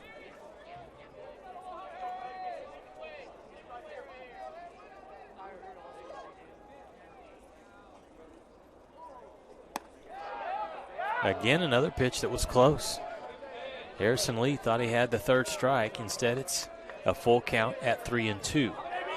So a big pitch coming here. The Buffs need the leadoff runner on. Leadoff hitter to reach base. It would be great for WT. Harrison Lee. This is going to be close, and it's going to be a base hit. The third baseman, McShaffrey, was going to try to barehand that ball and get it over. That would have been a tough play, as Bailey just tapped it lightly down the third base line. Does the job, gets on. The leadoff single brings up number 8, Eddie Savoy. Sometimes it's not all about power. You get on base, that's what the Buffs need.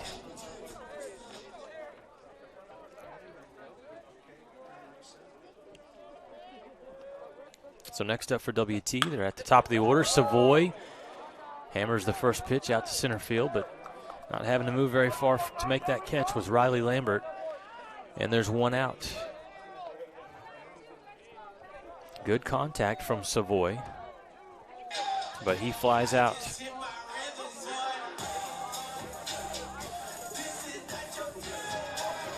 Now batting number 30, Ryan Johnson. Next up for the Buffs is number 30, Ryan Johnson.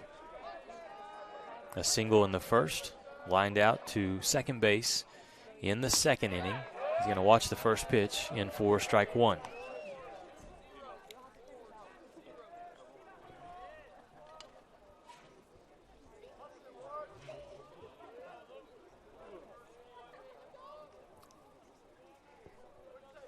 Bryant Bailey, the runner over on first base for the Buffaloes. The pitch to Johnson, hit hard, out to right field. Camping underneath, and able to make the second out was Gokenauer. So after giving up the base hit to start this inning to Bryant Bailey, it's been back-to-back flyouts. Number 16, Kennedy Badgett. And now UT Tyler has 2 outs. Kennedy Badgett comes to the plate for West Texas A&M. Badgett looking for his first hit here in game 2.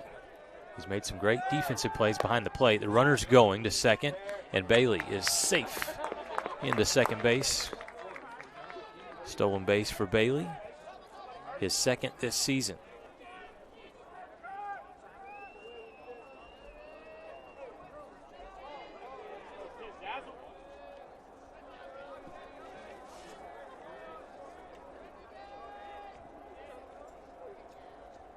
Pitch to Badgett, got him to swing and miss.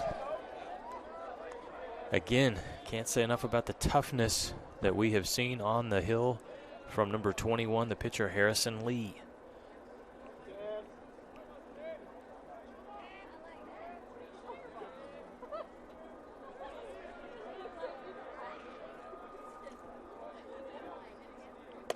Pitch misses up high. Count evens at 2-2.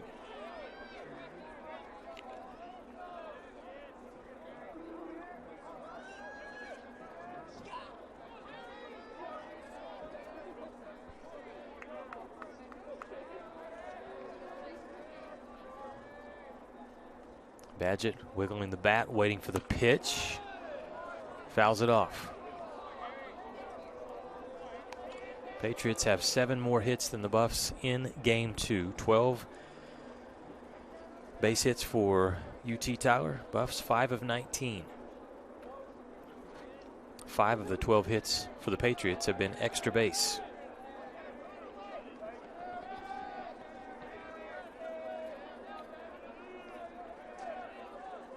Two delivery, and Badgett fouled it off. He is close, making contact on the last several pitches, but not able to straighten it out for a base hit. That's the hope here for the Buffs.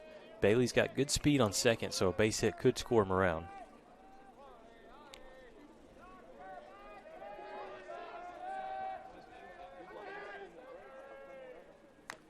Again, fouled off.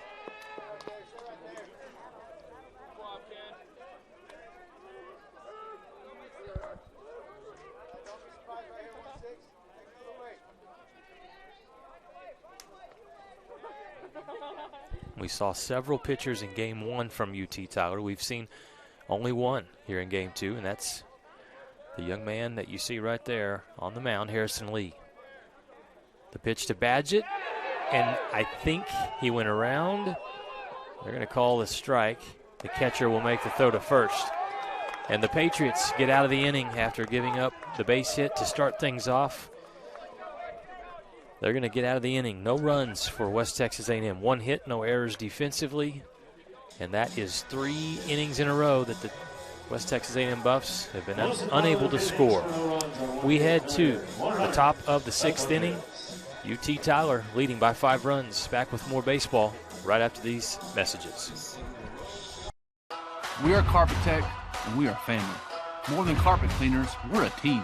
Diving right in, not afraid to invest in our work and each other. We're killing it day in and day out, never shrinking from a challenge.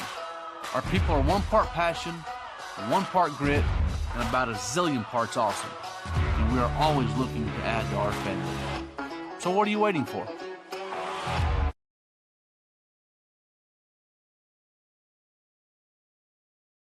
For 90 years, the Lone Star Conference has been committed to excellence. What began in 1931 as a 5-team conference has grown to 18 institutions spanning 4 states. And while membership has changed, the pursuit of athletic success and academic excellence has never wavered. 119 national championships, over 2,000 All-Americans, and nearly 300 academic All-Americans. Celebrating 90 years of success, this is the Lone Star Conference.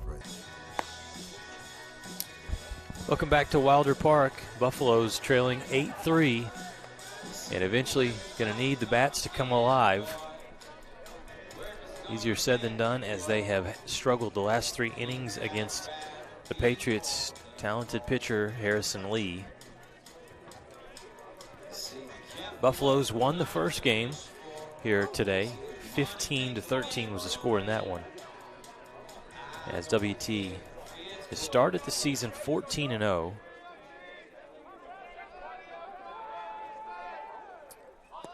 But in the weekend series against UT Tyler last night, 11-7 loss.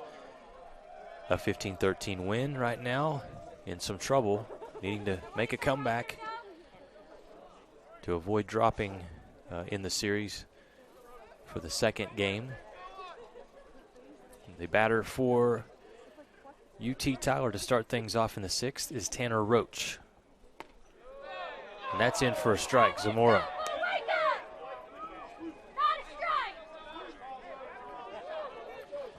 And some of the UT Tyler fans, you can tell, in attendance tonight at Wilder Park.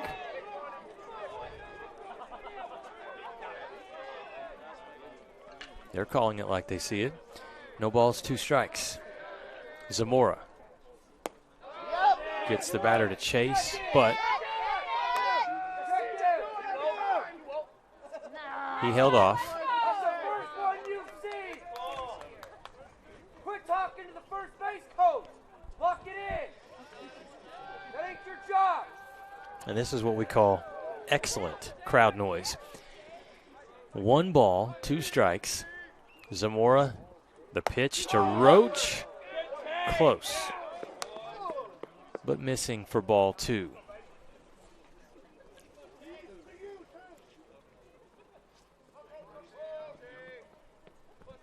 Roach tonight, here in game 2, still hitless, 0 for 3. Did reach base, though, on a fielder's choice in the 2nd inning and eventually scored.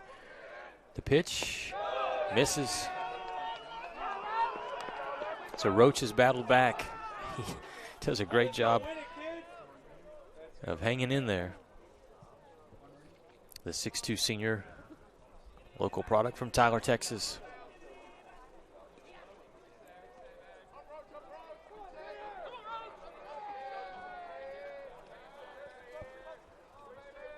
Zamora's pitch is in for strike 3. That's a score for especially strikeout. And that one he got Roach looking. He wanted to head down to first base with the walk. Instead, the Buffs get the first out. Let's look at it again. Perfect pitch. Love the outfield camera, the view that we get out at Wilder Park. And a great job for all weekend long by the Buff Thunder Vision production team. Your director for both games tonight, Jacob Griffin on the cameras. We've got Kaysen Johnson, Daniel Kalunga, and Jaden Chennis. First pitch missed to Kyle McShaffrey, the batter here for UT Tyler. So he's ahead in the count, 1-0. That one's in for a good pitch that McShaffrey fouls away.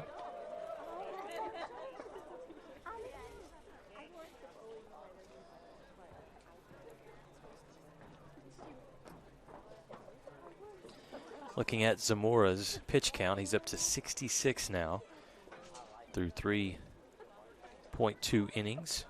Allowed 7 hits, just 2 earned runs. He's only walked 1 batter and does have 5 strikeouts. McShaffrey, he's 1 for 3. And he'll let that ball pass by out of the zone, ball 2.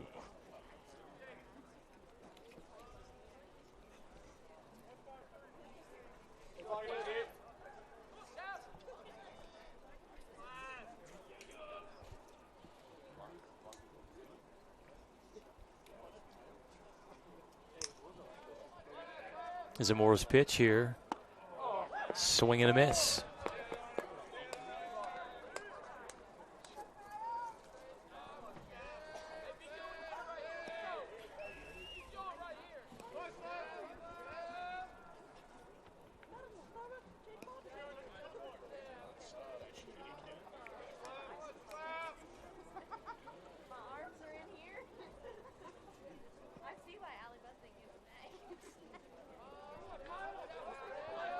Count even at 2-2.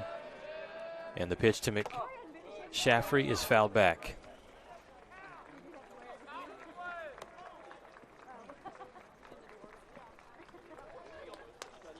Some noise coming from the dugout of the Patriots.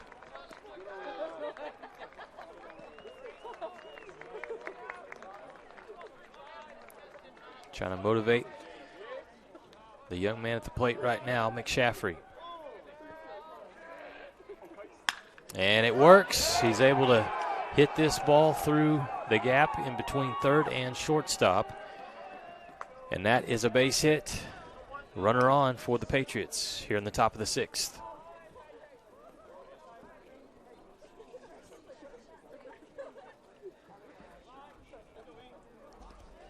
Number 11, Ethan Beckett.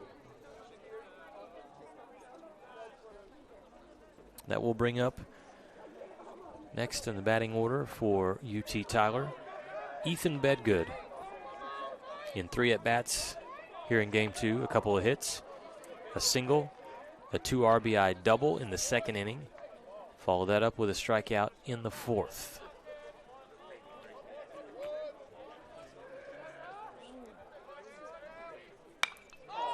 Ball hit high. And someone needs to call it at the last second. Justin Zamora says, I'll take it. And he makes the nice catch for out number 2. That was one where you had catcher, pitcher, and first baseman kind of all looking at each other. And thank goodness for the Buffs, Justin Zamora comes over and makes the catch.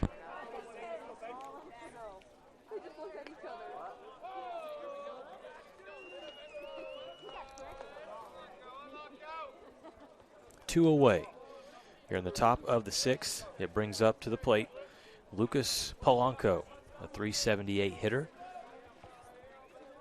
Runner on first is McShaffrey, and a good pitch from Zamora got the batter to go around for strike 1.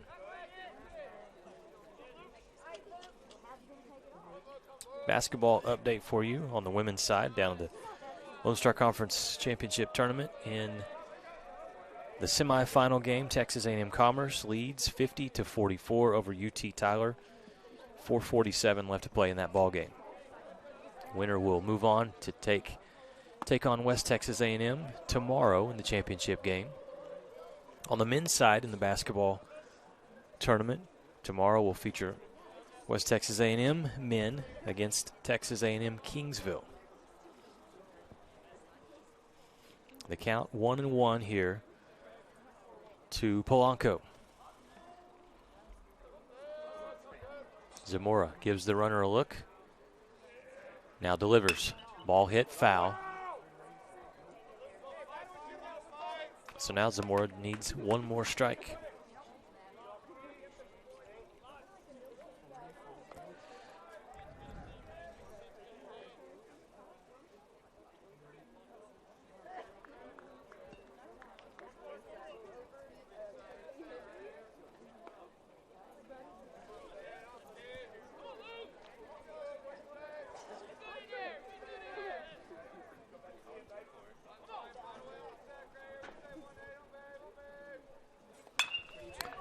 This pitch hit, drifting foul.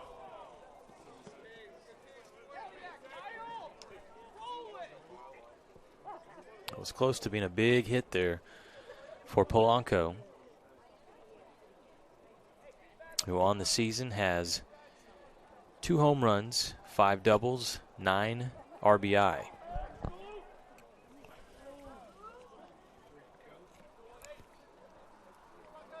Two teams will play tomorrow. Single game. It starts at 1 p.m. right here at Wilder Park. And then the next game for the Buffs, they'll hit the road.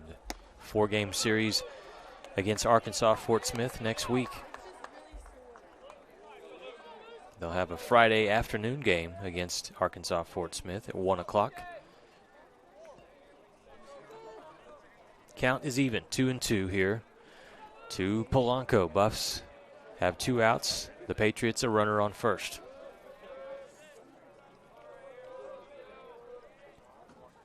Pitch hit, and that one, Madrid will race over, and he's unable to make the play.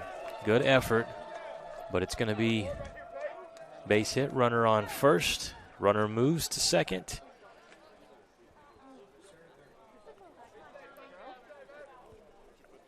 And a 2-out rally will continue.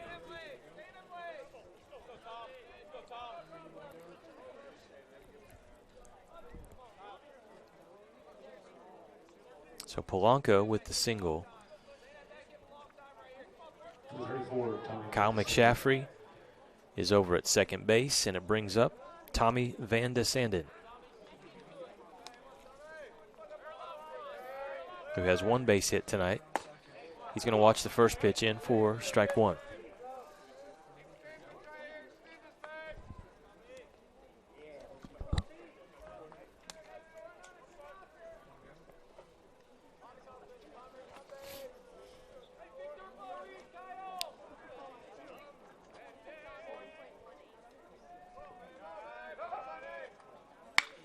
That ball gets through. They're going to send the runner. Throw from left field. Not in time. RBI single for UT Tyler's Tommy Van de Sanden. He has had a great performance today in Game 1 and in Game 2 at the plate.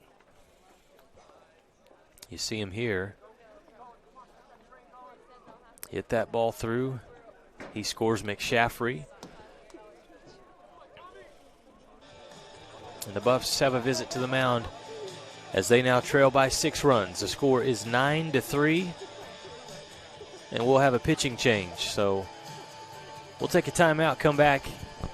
The Buffs do have 2 outs here in the top of the 6th inning. 1 run already on the board for the Patriots. We're back right after these messages.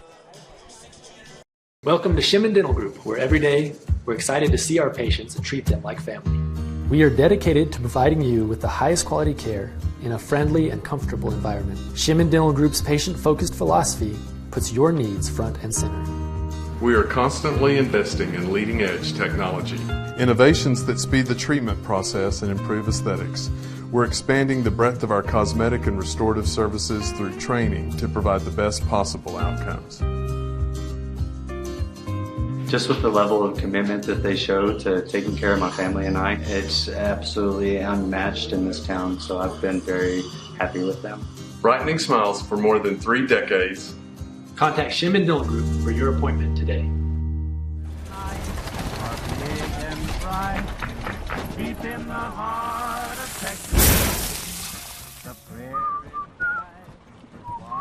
Bud Light, proudly brewed in the heart of Texas.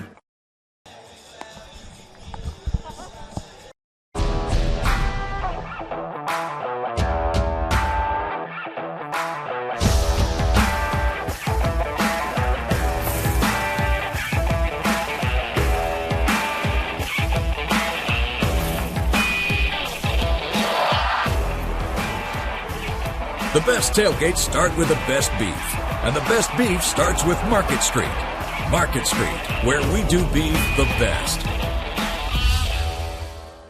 Jenkins Doors and Windows began serving the Texas Panhandle in 1927, and we take pride in being a part of your neighborhood. We don't use false promises or gimmicks. We simply offer quality doors and windows at a fair price, and we stand behind every sale. Jenkins is family owned and operated, and proudly continues the traditions of quality and excellence that started over 80 years ago. Call us at 372-4336 or stop by our showroom at 820 West 6th and let our knowledgeable staff help you pick out the perfect doors and windows for your home. UT Tyler has put 1 more run up on the board to extend their lead to 9-3, 15 hits in this game too. So in the combined games here tonight, 30 base hits for UT Tyler. Impressive, no doubt. Coming in in relief for the Buffaloes, it'll be number 42, pitcher Ben Christ. He's a 6'3" junior out of Texaco, New Mexico. Transfer from Sul Ross State. And Christ, redshirt player that did not see action last year for the Buffs. He sees action here, gets the first pitch, fly out to left field, and a great catch by the Buffaloes to make the 3rd out. That's Ryan Johnson racing in and able to glove that one. So 3 outs for the Buffs. They get out of the inning, but not before 1 run crosses for UT Tyler. We head to the bottom of the 6th with the score. UT Tyler on top of the Buffaloes, 9-3. We're back after these messages here on the Lone Star Conference Digital Network. As a pioneer in online education, West Texas A&M University leads the state and the nation in quality and value. 6 of WT's graduate programs earned Best Program accolades from U.S. News & World Report, and WT's online undergraduate program was ranked number 1 in Texas and number 24 in the country. 2 online degree programs for veterans were also ranked number 1 and number 3 in Texas. Get an outstanding education completely online at one of the most affordable and accessible institutions in the nation. Visit WTAMU.edu. This is a walk-on athlete. They train longer, put their heart into the game. This is the passion we're built on. It's why we put our heart into creating game day with a taste of Louisiana. Walk-ons, we live for this. Playing under the lights out at Wilder Park. Glad to have you with us for Game 2 today between these two teams, the doubleheader. Third game of the weekend series, and right now UT Tyler in control. They lead it 9-3. Offensively, 15 hits on 31 at-bats. The Buffaloes, meanwhile, 11 less at-bats. They have 5 hits with 20 batters coming to the plate for a batting average of 250. Harrison Lee still on the hill for UT Tyler. And the Buffs will bring up, leading off, the cleanup hitter, number 22, Adam Becker. Will Finning on deck, and first baseman Eric Ortiz in the hole.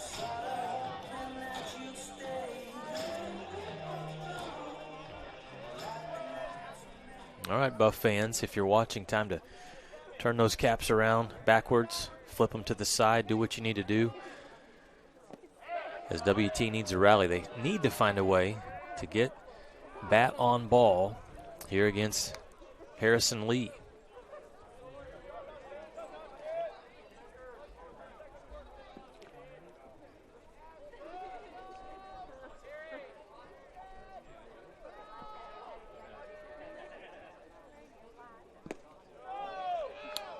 That pitch misses, ball 1. Reminder that tomorrow we'll also have softball action for you here on the Lone Star Conference Digital Network, a doubleheader with number 4 West Texas A&M taking on number 23 ranked Texas A&M Commerce. That ball hit hard but foul down the third baseline. Lady Buffs were able to pick up 1 of 2 games last night over the number 1 ranked team, UT Tyler Patriots. So a split there in that series, and another tough one again for Michael Mook's team tomorrow. Here's Harrison Lee. Pitch fouled off from Adam Becker. Becker here in Game 2, still looking for his first hit. Still hitting .446 on the season, with 29 base hits, 33 RBI. That pitch got away from Lee. That's right.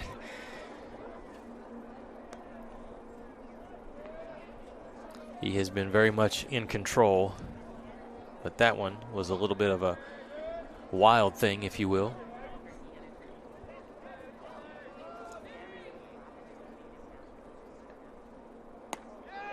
Tries the outside corner. That was close. Becker watched it all the way to the glove. And now he'll take a deep breath and get the bat ready. Full count. Delivery from Lee. Golf swing. Fouled off.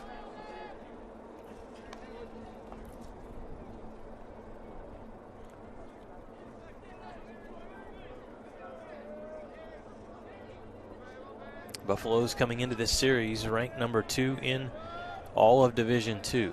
The hot 14-0 start. Pitch fouled off again.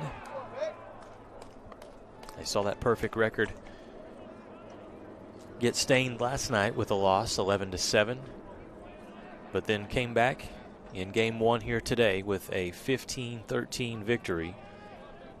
Just have not been able to get the bats going enough. They scored 3 runs in the bottom of the second. Other than that, it's been goose eggs. This ball is absolutely hammered out into left field, and so that's going to be a leadoff single, and the Buffs have a runner on. Adam Becker with a blast. Bam.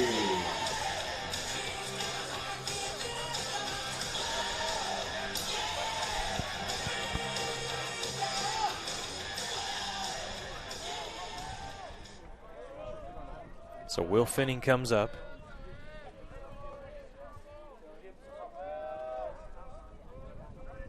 With Becker on first. And that first pitch, a little bit of movement on that one, and it's in for strike 1.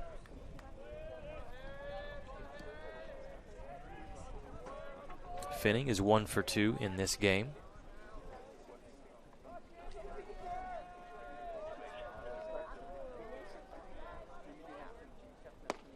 Big swing, but he missed. So he's behind quickly, 0-2.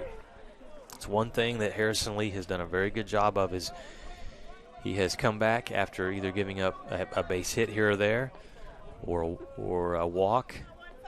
The next batter he faces, he's able to come back, find a way to get an out.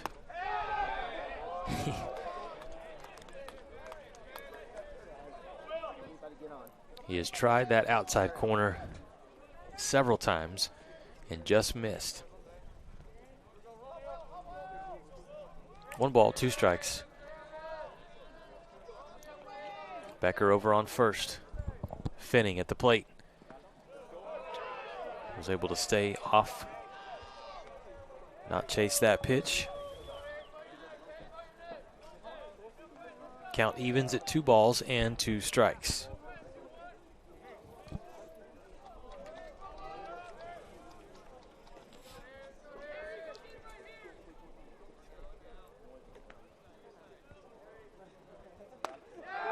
Fastball inside, a late call from the home plate umpire, and he says, ring him up. Strikeout for Harrison Lee, his 6th of the game.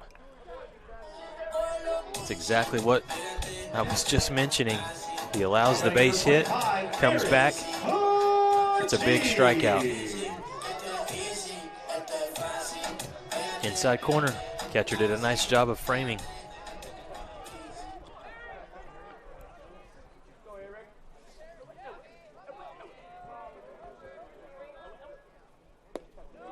That one's low and outside, ball 1. Up to the plate for the Buffs is Eric Ortiz, first baseman, hitless in game 2. Fly out in the second, a strikeout in the 4th. And this one is hammered out into right field. Catch was made. It hung up, and give credit to Jordan Gokenauer for tracking that ball down and making the catch right at the warning track. Good pop off of his bat. But it just hangs up. Again, the wind, we said we were glad it was not around. Well, maybe could have used it here. Good play for the Patriots. 2 outs now. Runner still on first. Pitch from Lee. Outside for ball 1.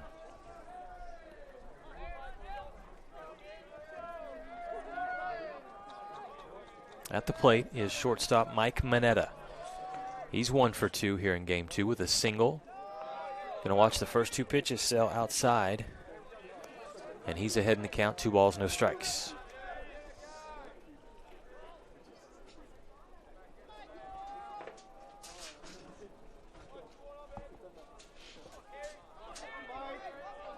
Adam Becker standing over on first base, hoping that his buddy Mike Manetta can move him over, move him around.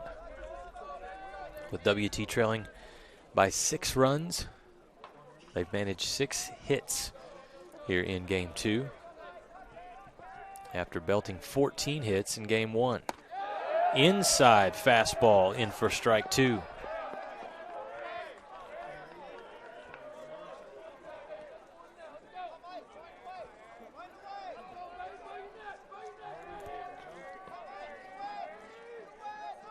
Here comes pitch number 84 for Harrison Lee. And that's going to be a strikeout. Fired up about that one, and he should be. 2 strikeouts in the inning for Harrison Lee. Sits down the Buffs batter Mike Manetta. And we head to the top of the 7th inning. The Buffs, no runs, 1 hit, no errors defensively by UT Tyler. We're back with the Patriots up to bat.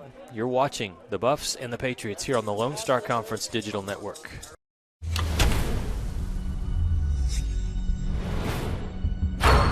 This is a walk-on athlete. They train longer, put their heart into the game. This is the passion we're built on. It's why we put our heart into creating game day with a taste of Louisiana. Walk-ons, we live for this.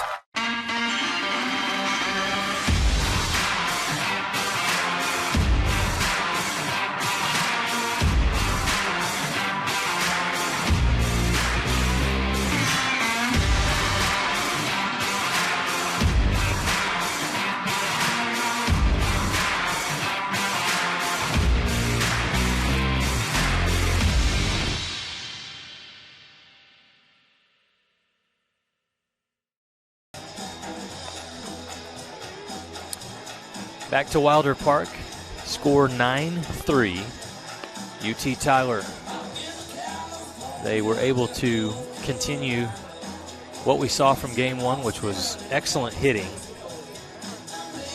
15 hits in game 1 in a loss to the Buffaloes, where they allowed 14 hits to West Texas A&M.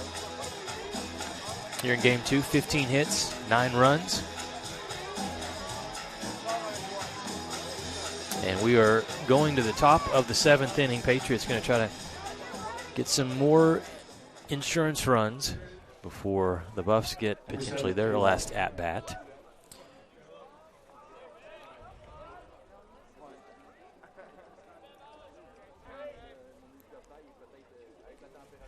First up for UT Tyler, it's going to be the catcher, number 7, Cade Watson.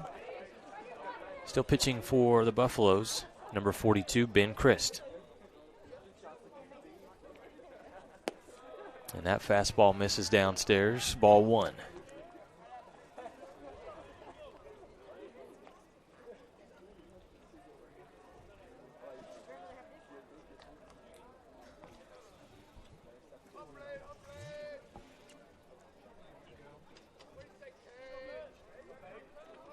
Watson today for the Patriots in 3 at-bats, 2 hits, 1 run, 1 RBI. The pitch there from Christ, again misses. 2 balls and no strikes.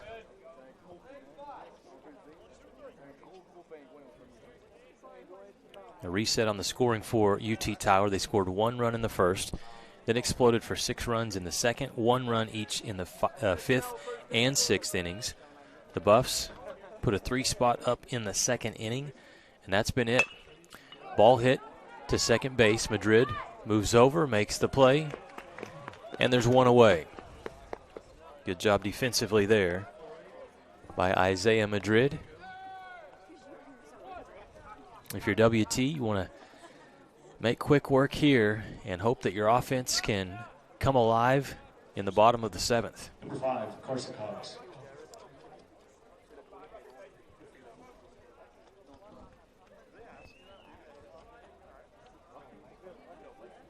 After this one concludes, the 2 teams will come back out tomorrow afternoon for one final game to close out the series. 1 p.m. start from Wilder Park.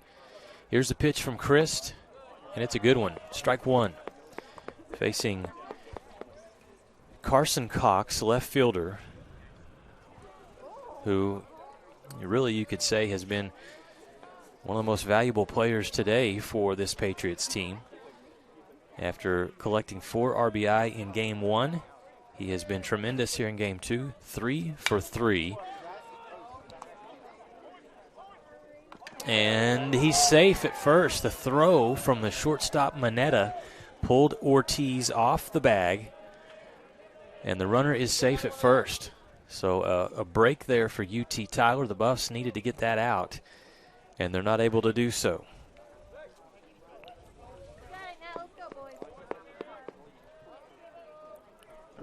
That's going to be a throwing error charged against West Texas A&M.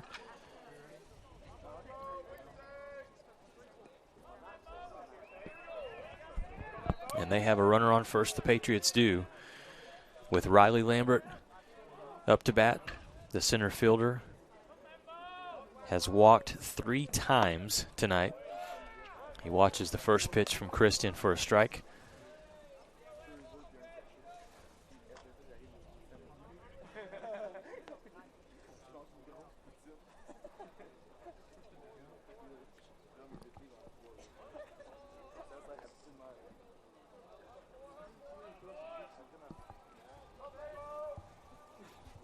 The 0-1 delivery from Christ misses outside for ball 1. Score update for you on the women's basketball in Frisco, the tournament semifinal game, the last one of the day. Texas A&M Commerce is able to win in a close one over UT Tyler by the final of 58-52. So the championship is set. It'll be Texas A&M Commerce and West Texas A&M tomorrow battling for a conference tournament championship.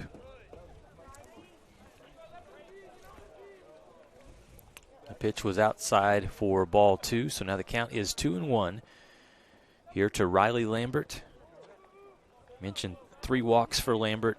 He grounded out in the 5th inning.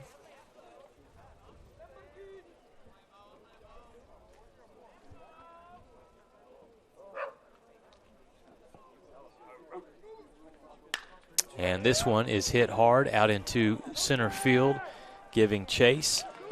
Making the play was Bailey. And so the runner has to hold it first. Nice job in the outfield there for Bryant Bailey.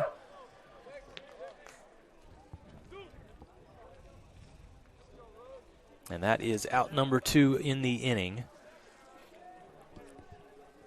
Next up will be Tanner Roach, the shortstop. Number 19, Tanner Roach. And again, if you're West Texas A&M, defensively, need to get this batter out. Trailing 9-3. Keep in mind, in game 1, the Buffs trailed 8-2 before making a comeback. So it's possible that doesn't help. That's a base hit out into right field. Move the runner to second, and Roach reaches first with a single.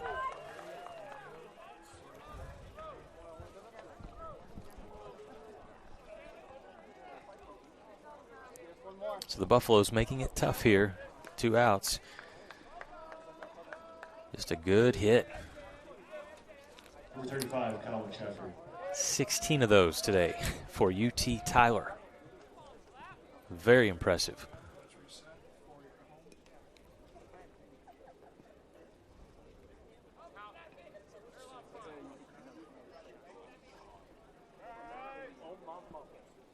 First pitch, swing and a miss for Kyle McShaffrey.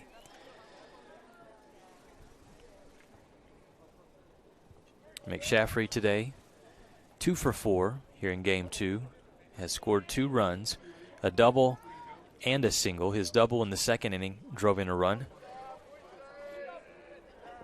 Right now, Ben Chris, right-handed pitcher for the Buffaloes, would love to get him out. It's going to be a foul ball down the first base line, so Christ is ahead with no balls and 2 strikes.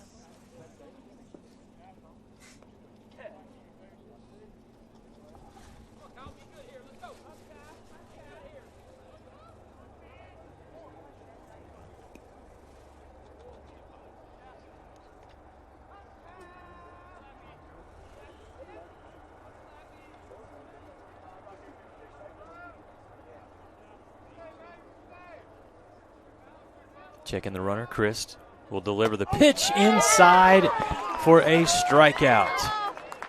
Defensively, Ben Christ and the Buff defense behind him does the job. They surrender no runs, 1 hit. Buffs commit 1 error defensively, but most importantly, the score holds at 9-3. Will we see a comeback from West Texas A&M? We'll find out after this timeout. 9-3, we head to the bottom of the 7th. We're back right after this. We're there to serve, make sure we're creating a fair atmosphere for both teams, upholding the integrity of the game. I chose to be an official. It's the best decision I've made. In life, things aren't scripted. Games aren't pre-scripted. You know, I got into officiating because my father was an official. Officiating was part of our family life. It wasn't just the game. Get to be outside, get to like experience the game. It's so much more fun. You can get a lot out of it. If you're an athlete, we need people like you and translate those skills to officiating. To help me become not only a better official, but a better person. It happens in every town, in every game. We never have a perfect game, but the rewards always outweigh the negativities. And it's just been wonderful.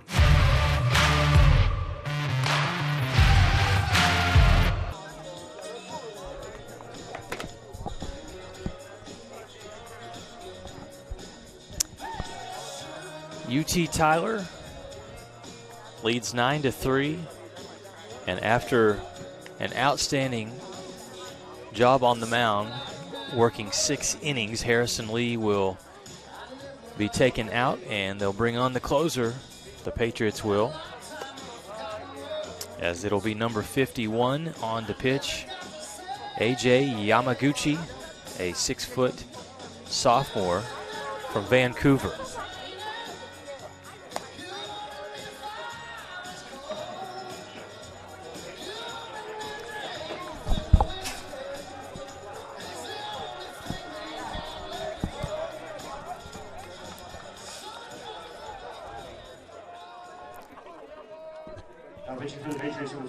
The Buffs will lead off with Isaiah Madrid, second baseman. Now for the Buffs, number 0, Isaiah Madrid.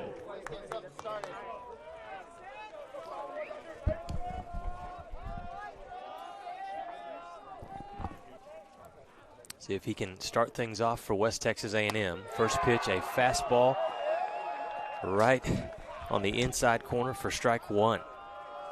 Madrid tonight, 1 at bat, has scored 1 run, walked in the second inning, and then lined out in the 4th.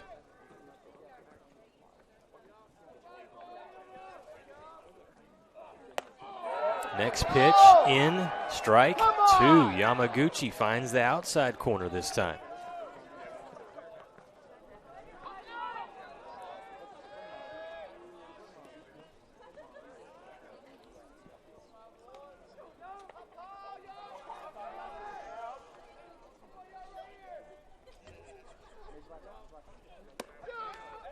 Nearly got that 3rd strike. Instead, it's outside for ball.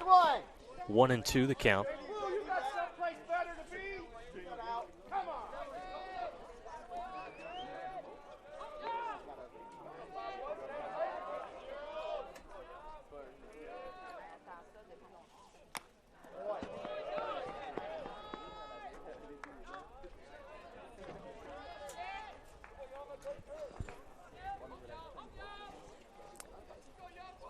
Isaiah Madrid, second baseman, hitting .262 this season for West Texas A&M.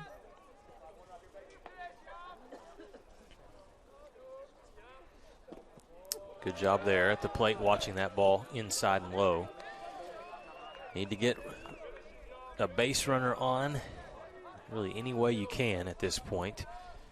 The Buffs have scored the 3 runs back in the bottom of the 2nd, and that's been it.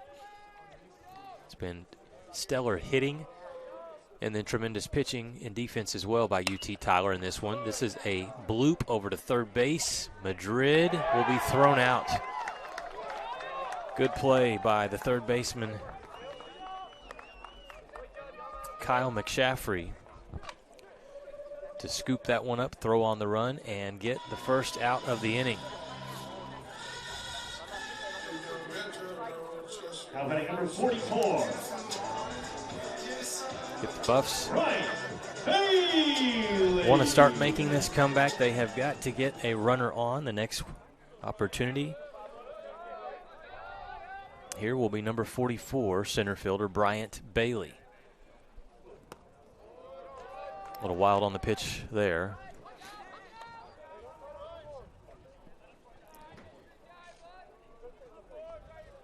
From Yamaguchi.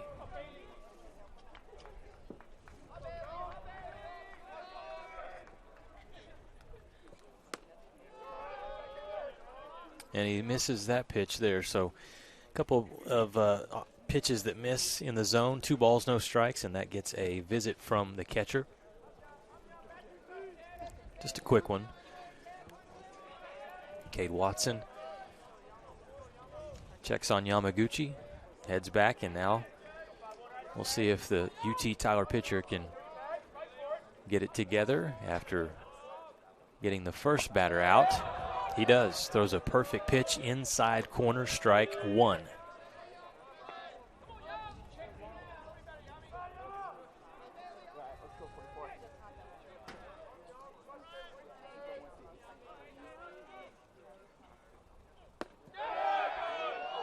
Thought he had a strike there, but the umpire says that one misses low. So the count is 3-1. Bailey going to try to get on base here.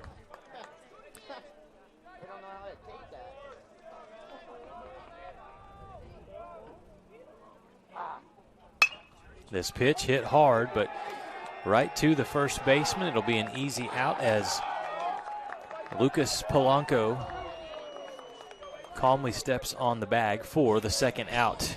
And the Buffs are down to their last at-bat potentially here with Eddie Savoy stepping up for West Texas A&M. He's been good today in both games, in Game 1 and in Game 2. He's 1 for 3 with a 2 RBI double back in the second inning, scoring 2 of the Buffs' 3 runs in the game. He'll watch the first pitch right down the middle for a strike.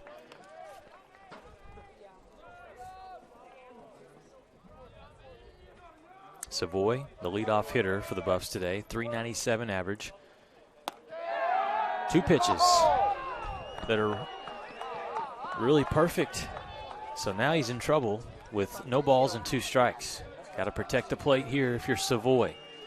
Patriots trying to hand the Buffs their second loss of the season. They did it last night. They're going to try to do it again. Here's the pitch. Missed outside and low.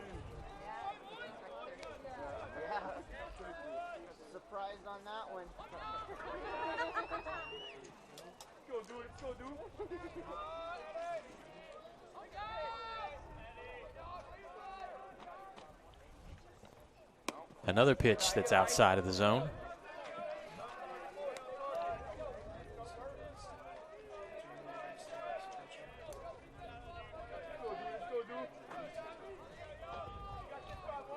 Twos across the board, 2 balls, 2 strikes, 2 outs. Savoy hits it up the middle, and he'll reach first base. So they're not done yet. What a clutch hit there from Eddie Savoy.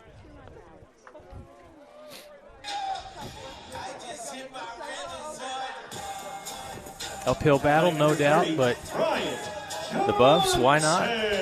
Got to get a runner on to get things started, and Savoy does it. A single.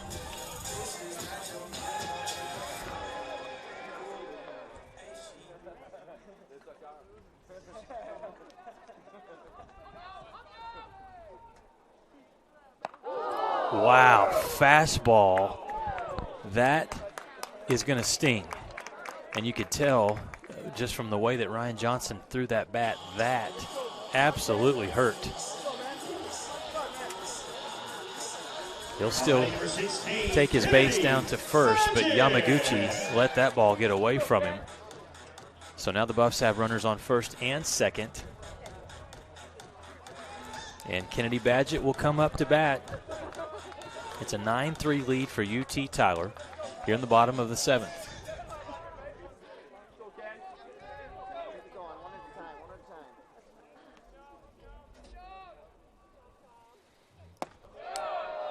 Fastball right down the middle for strike one.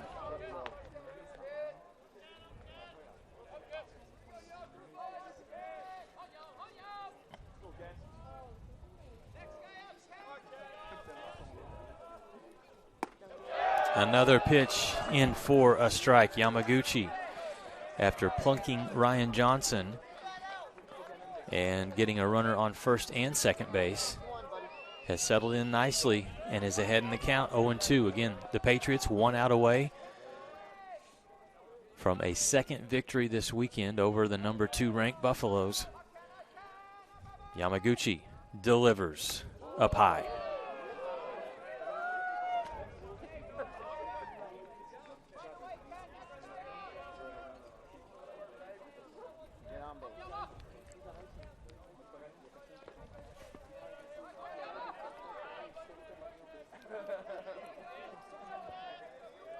Kennedy Badgett, hitless in game 2. Watches that pitch in. Patriots thought it was a strike. Badgett says, I'm going to move that count to 2-2. So 2 balls, 2 strikes, 2 outs. If it's close here, Badgett will be swinging. Or maybe not. Watches that one in, and it was up just a little bit to run the count full, 3-2. Tighten up those batting gloves. Take a deep breath. And will we keep playing baseball, or are the Patriots and Yamaguchi going to close this thing out? The pitch was low. So Badgett takes his base. It's a walk. The bases are loaded. And things are getting interesting here with 2 outs in the bottom of the 7th.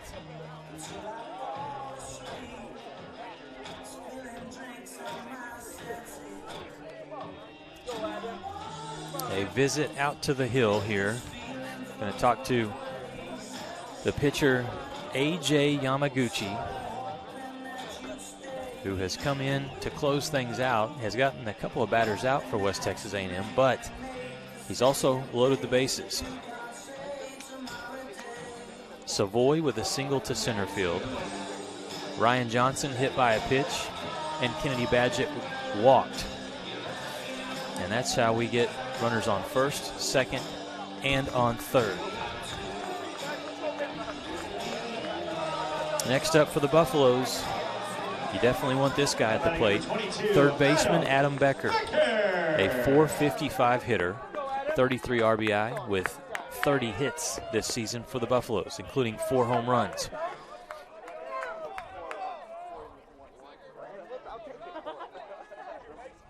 First pitch to Becker.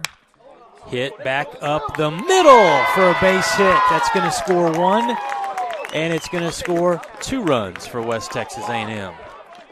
The 2 RBI single knocks in Ryan Johnson along with Savoy.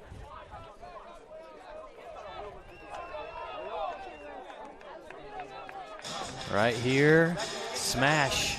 Shortstop tried to make the play.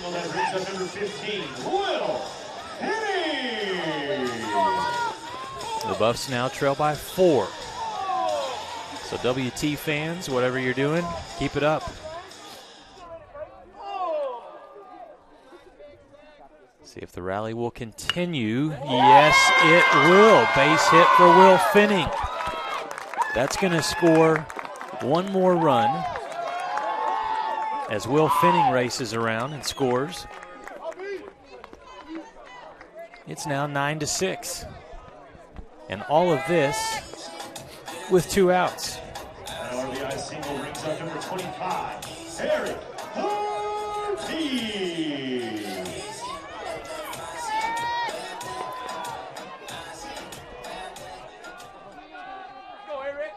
So now Eric Ortiz at the plate. After Becker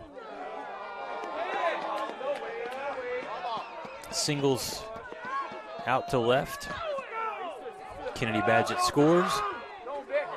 1 ball, no strikes. And now things getting very intense because I think that The head coach for UT Tyler has just been tossed.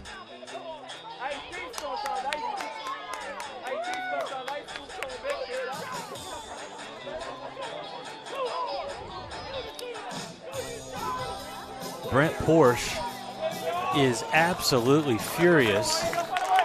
Coach, your team is up 9-6.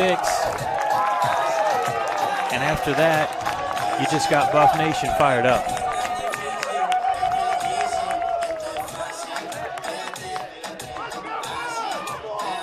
So Yamaguchi steps off the mound and tries to collect himself here after WT has scored 3 runs, all coming with the Patriots getting 2 outs. Eric Ortiz, 333 hitter, watches the second pitch up for ball 2.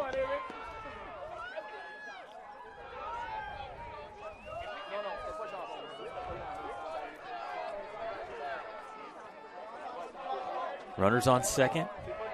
First and second for the Buffs. The ball hit, chopped back to first base. The flip, no, the ball was fumbled around.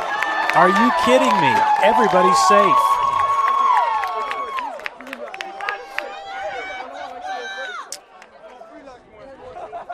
A little bit of mojo here at Wilder Park, and it's all on the home side right now. This should have been the 3rd out. Coach Porsche lucky he didn't see that play. Wow. And really, if you're a UT Tyler fan right now, you're thinking, we just need 1 out. After a tremendous pitching performance by Harrison Lee, things starting to fall apart here in the bottom of the 7th. This ball slapped foul for the Buffaloes' next batter, number 21, Mike Mineta. Believe it or not, a home run here would win the game for the Buffs. Of course, that's asking for a lot, but this has been an interesting bottom of the 7th, to say the least. The pitch misses inside, so the count evens at 1-1.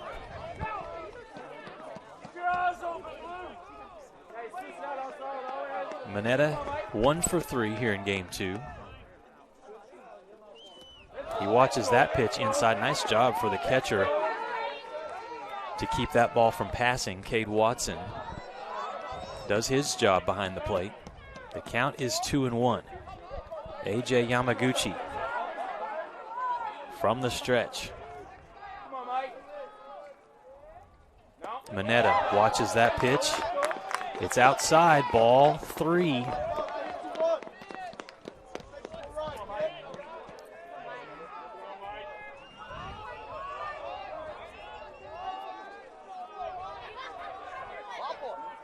Mineta pounds this one out to center field, but it's a catch and a 3rd out. The Patriots find a way. Some words being exchanged here from the Buffs and the Patriots after a wild finish, but the catch was made by Riley Lambert out in center field. Yamaguchi, after giving up 3 runs, able to get that final out. And that's the way this one finishes, with UT Tyler getting the win. Can't wait for tomorrow's game. Goodness, these two teams so far in the weekend, an 11-7 win in game 1 for the Patriots last night. The first game today, a 15-13 victory for West Texas A&M. And then here in the 3rd game of the weekend series, a 9-6 victory for UT Tyler. The win for this one will go to pitcher Harrison Lee, who was very good on the mound for the Patriots. Looking at the Buffaloes team hitting summary, they were only able to get 9 hits, 9 for 31, West Texas A&M was. They hit 290 for the game. And UT Tyler, they were all over the stick, 16 hits. The team hit 444 with 5 extra base hits for the Patriots. A big celebration out in the outfield right now for UT Tyler. So tomorrow, the lone game between these two teams will be at 1 o'clock. and it should be exciting, no doubt about that.